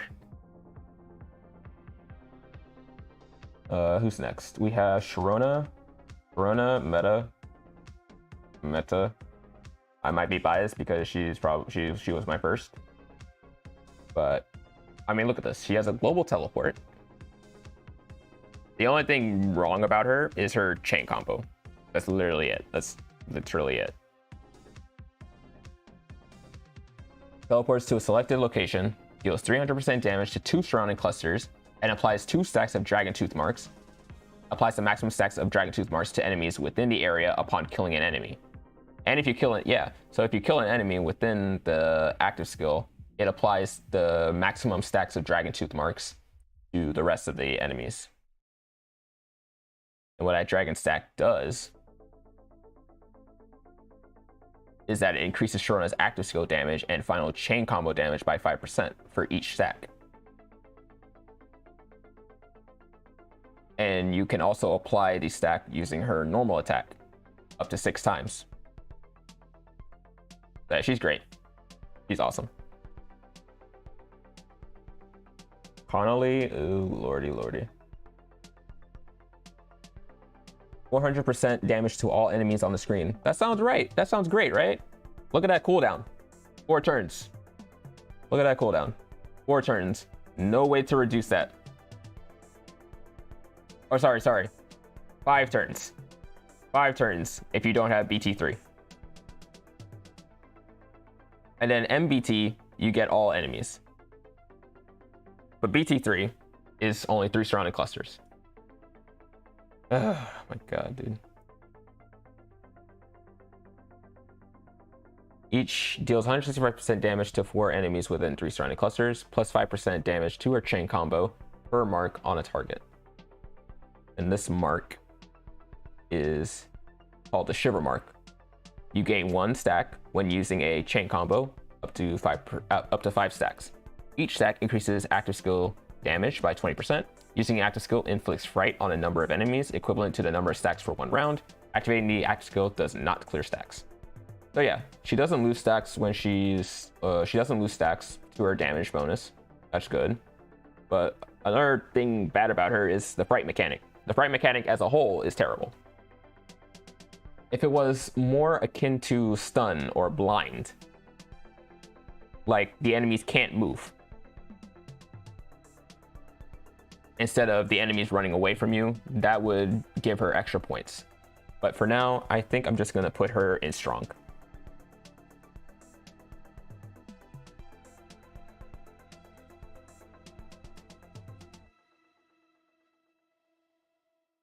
Like out of all the water 6 stars, I think she's the worst. I truly think so. Raphael, global tile resetter. Colony needs a buff. She is underwhelming. I agree.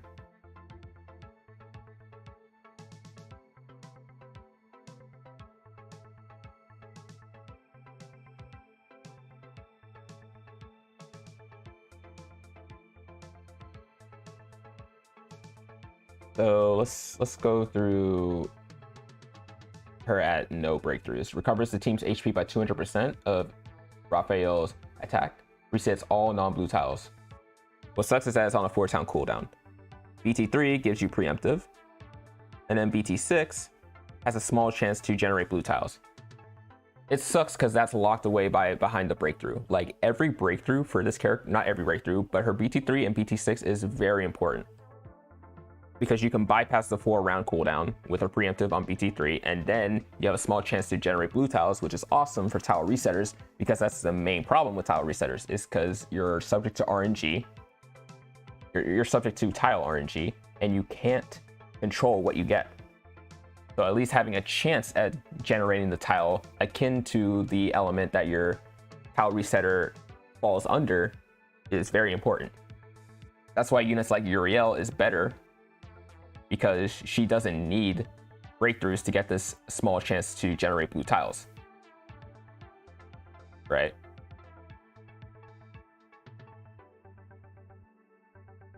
We go to, where are you at, Uriel? Okay.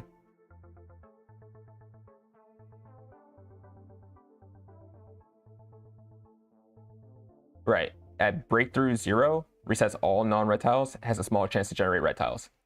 He doesn't even need breakthroughs to get to that point that Raphael needs, which kind of puts her lower on the tile resetting tier list. What does her chain combo do? It's a 3-column chain for equipment at A2. Each blue tile generated on the map recovers the team's HP by 1.5% of Raphael's HP. The lower the team's HP, the higher their healing effectiveness, up to additional 100% bonus. So I'm assuming this is whenever a blue tile spawns in on the map. So when you walk over a blue tile and a new one randomly spawns, you get health back. Or maybe it's just from her active skill where she resets tiles and she gets blue tiles from it. That's probably what it is. But essentially, she's a tile resetter that can heal occasionally. I would not use her as a main healer. I definitely wouldn't. Whoever made those tier lists and reroll guys back then when the game was about to launch and telling everybody to summon for Raphael, not summon for Raphael, to grab Raphael along with Carlene, I don't think that was a good choice. Definitely misleading. So I would put Raphael in good, to be honest. If she was MBT, I'd put her in strong.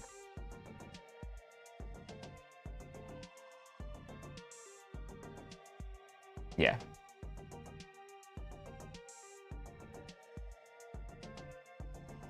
Put her in the front.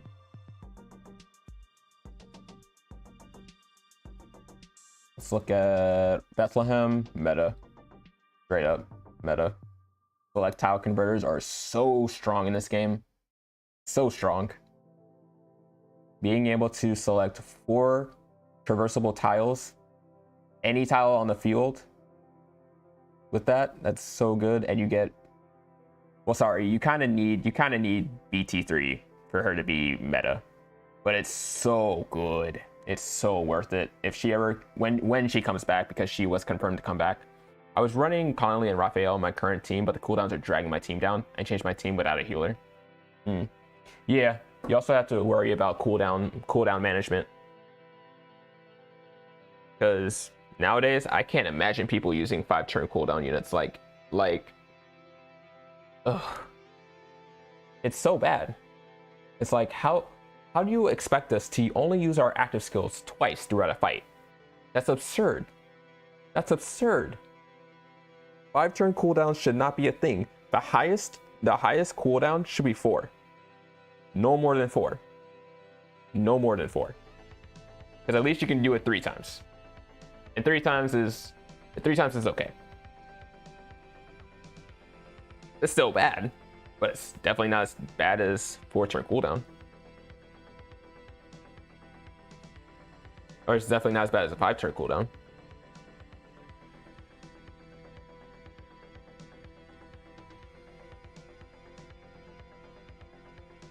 Her chain combo is a radial shape to maximum chain for equipment.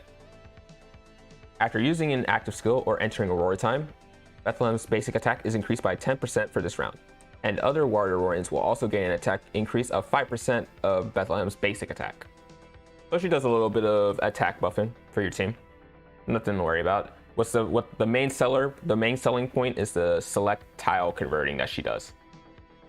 And that was basically what made her an exclusive unit. No one else could do this in the game besides Hero. Hero could do that. And before, Azure could do that. But she was the first. Or she was the second. Hero was before her, but yeah. Definitely meta. Here, Regal, meta. Zoriel, meta. 4-tile converter. Fleur. You know what? This is my list. I'm gonna put him in meta. I mean, he's definitely better than Vice. I mean,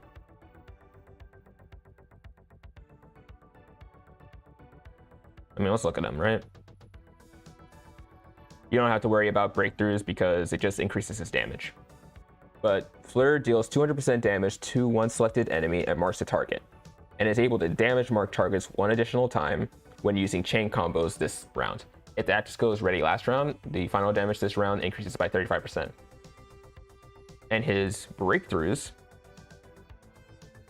deals 140% damage to the nearest 2 enemies and 30% splash damage to 4 tiles in a cross shape around.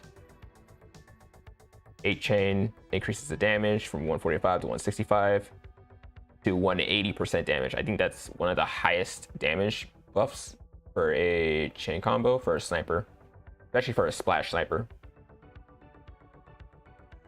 And it's great because it's on a 1-turn cooldown and it's preemptive at BT0, meaning no dupes. And this section right here where it's talking about you're able to hit any marked enemy, you're able to hit any marked enemy on the map. As long as you mark the enemy and you go all the way across to the other side, you'll still be able to hit that person. So you're essentially you'll essentially be able to hit 3 separate targets at a time. So good, man. This is like what I wanted Rat to be. You know? All damage Fleur deals to enemies with less than 50% of their max HP is increased by 6%. If the target's HP is less than 30%, double the damage bonus. So yeah, the less HP they have, the more damage they do. Not too noticeable, but you know, it's there. It's a nice bonus.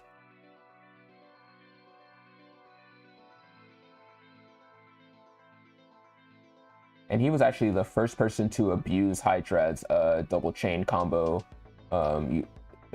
chain combo.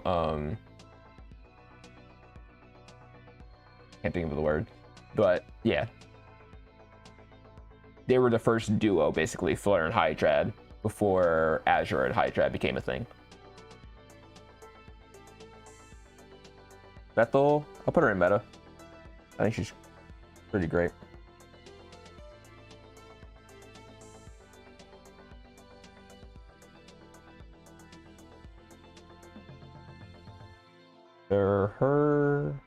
Okay. The BT0 deals 120% damage to 5 tiles in a cross shape centered on one traversable tile.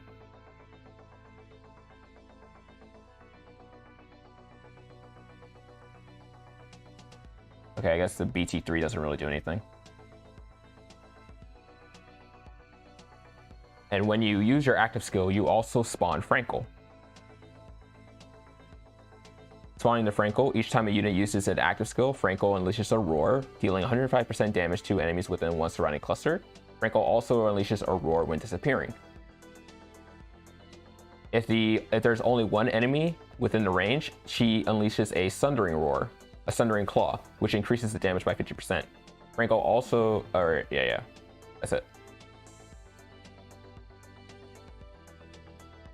With Bethel's chain combo, if Frankel, when you end your chain combo within the range of Frankel, which is 12 within a 12 diamond shape, Frankel teleports to the tile next to the nearest enemy and attacks.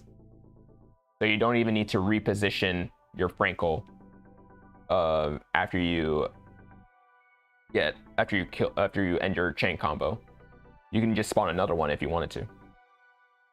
Or replace the one that got destroyed because it got walked over. Yeah, she's great.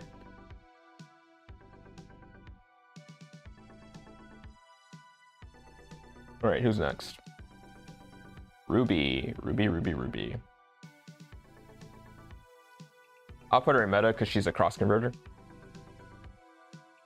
Probably lower on the end, because if you have Barton, which you should, from the, well, that depends on who you chose for your cross converter box, because all 4 of them are available. I would just hold on to them until you can get one of them to MBT. Or for a team that you know you're great at. You know, don't pick fire because you're missing fire. Pick the one that's gonna help you progress your account. But what she does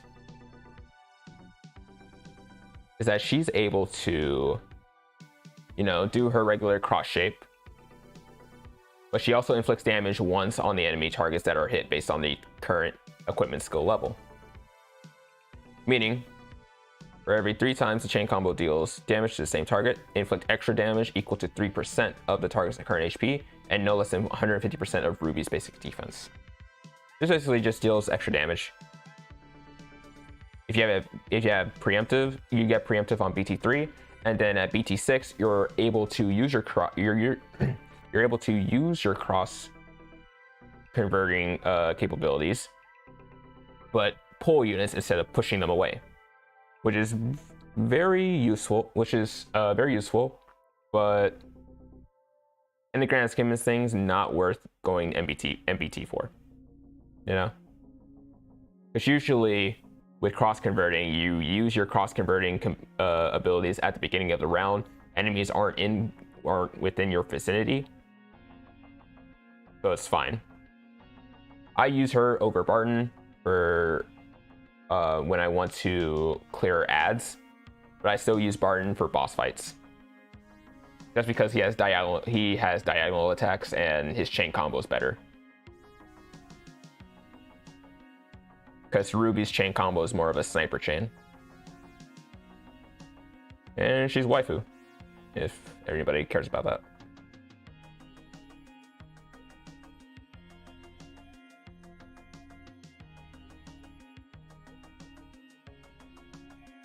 Actually,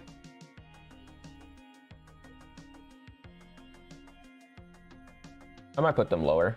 These last three, I'll put them lower because I really like them. They're not a must. They're not a must summon, especially Ruby,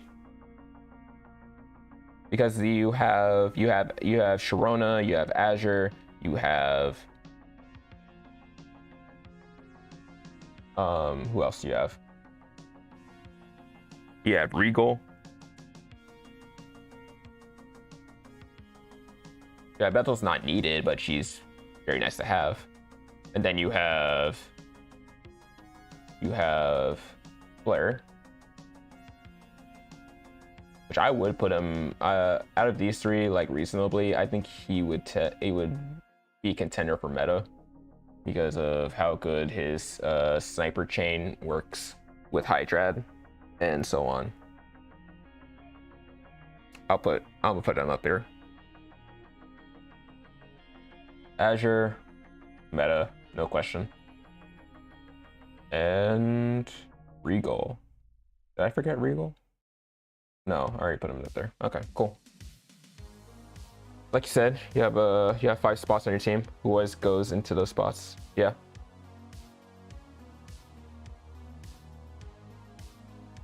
I think that's it. These are my lists.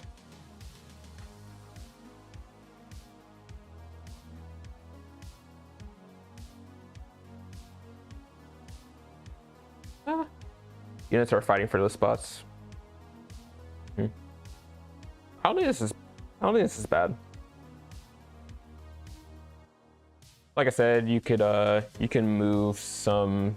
I guess you could argue for some 3 stars being good or niche or even strong. But I think these are just these are nice. I'm surprised Thunder doesn't really have any do not use units. Like all these units are pretty useful. Actually, no, I'm gonna put Bonacci in do not use. You don't need her. Don't use her. If you need a buffer, just use Florine or Roy or Nadine.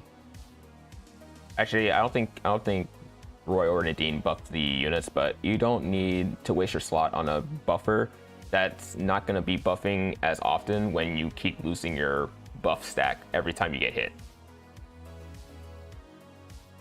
So yeah, I think I'll put her down here.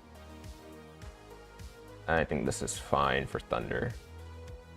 Yeah. Yeah.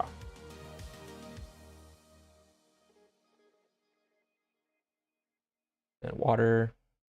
Great tier list. Thank you. And obviously these tier lists didn't have the newest units, those being Giles, Lenore, and May. But I think Giles and Lenore are definitely, or Giles is definitely meta. I would put Lenore in strong for Forest, Giles for meta in fire, and May probably good. I'll probably put her in good for Forest. I mean, she only really excels when you have the other 2 units on your team, or the other sanity units on your team. Again, you could use her for the free poison from the sanity mechanic. That's something. Yeah.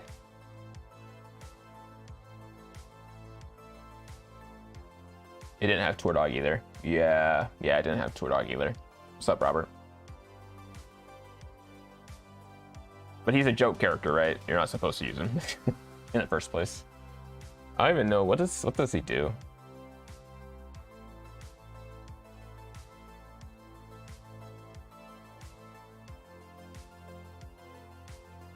the first and probably, yeah, the first 2-star unit in the game. Encouragement. I don't know what encouragement does. It's on a 10-round cooldown. What the hell?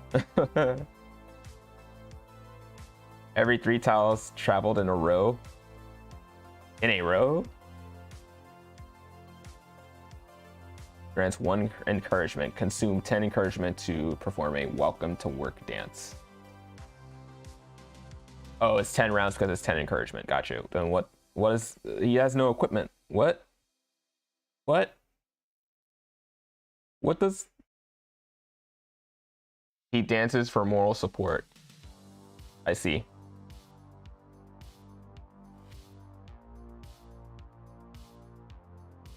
Gotcha.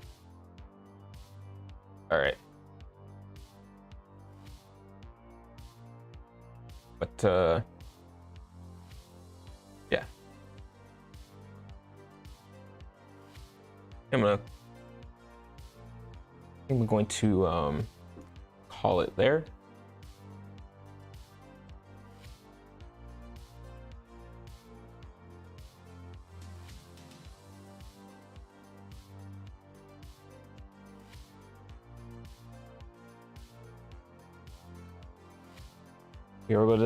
We completed CC, did a little bit of Spire climbing, got to floor 80 on all the floors. So we'll continue that in later streams. And then we also did a Guffed tier list, my first tier list for this game. Like I said, I don't really pay attention to tier lists. I just use whoever I want. If they look cool, if they do lots of damage, or they have a niche that needs to be filled in that element's role, then I use that unit, you know? I might be more biased because it's a 5-star or 6-star, but I think that's what most people do anyway. If they see a 5-star or 6-star, they're more inclined to use that over a 4 or 3-star. Yeah.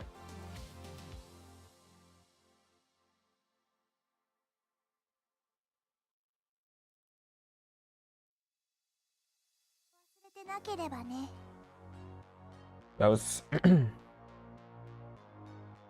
that's gonna be it for me. That was a great stream chat. Thank you to everyone who stopped by on this Sunday evening. I hope you enjoy the rest of your night. I'll catch y'all in the next one. Peace.